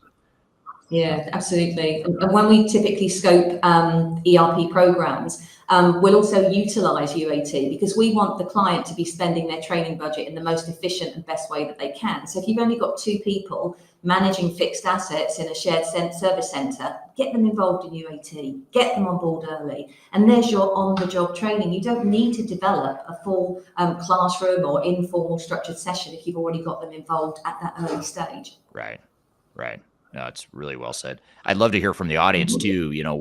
What have you seen work in training deployments in terms of, what have you seen work or fail? What have you seen to be a big sticking point in your experience, either if you're going through a transformation now or if you've been through one in the past? I'd love to hear the audience's feedback on what they've seen work or cause failure when it comes to training and adoption. So that was our interview with Joanne and Nikki from Optimum and the sister company OnboardERP.com, talking about how to optimize and to leverage best practices in software training and adoption, or employee training and adoption within a digital transformation. So great interview. If you want to see the full interview, go back to episode number 119. You can also click the links below. We've included links to Joanne and Nikki's full interview, which is back in episode number 119. You can listen to the complete interview by clicking the link below, or just go to 119 if you want to scroll through our past podcast episodes. So that about does it for the show today. What I'd encourage you to do, if you still are craving to learn more about change management, be sure to check out our Guide to Organizational Change Management. It's a guide that has a number of best practices and lessons learned as it relates to change management. Also provides some methodologies and tips and tricks for how to ensure that you're successful in your change management initiatives. So be sure to check that out. You can download that for free or read it for free by clicking on the QR code in front of you. And we also included links to that same report by looking in the show notes for this particular episode. So go to the description field below for this particular episode, and you'll see a link to the Guide to Change Management, which you can read for free off of our website. So be sure to check that out for more if you want to keep learning about change management. So I really appreciate all of our guests who have been on the show over the last couple of years talking about change management. I appreciate you all for listening. Be sure to check us out every Wednesday, new episodes of Transformation Ground Control. You can find those new episodes on YouTube, Facebook, LinkedIn, and Twitter, and it also streams to all the audio podcast platforms throughout the world as well. So be sure to check us out and subscribe to the show, and thank you for listening. We look forward to seeing you next week on the next episode of Transformation Ground Control. Take care and have a great week.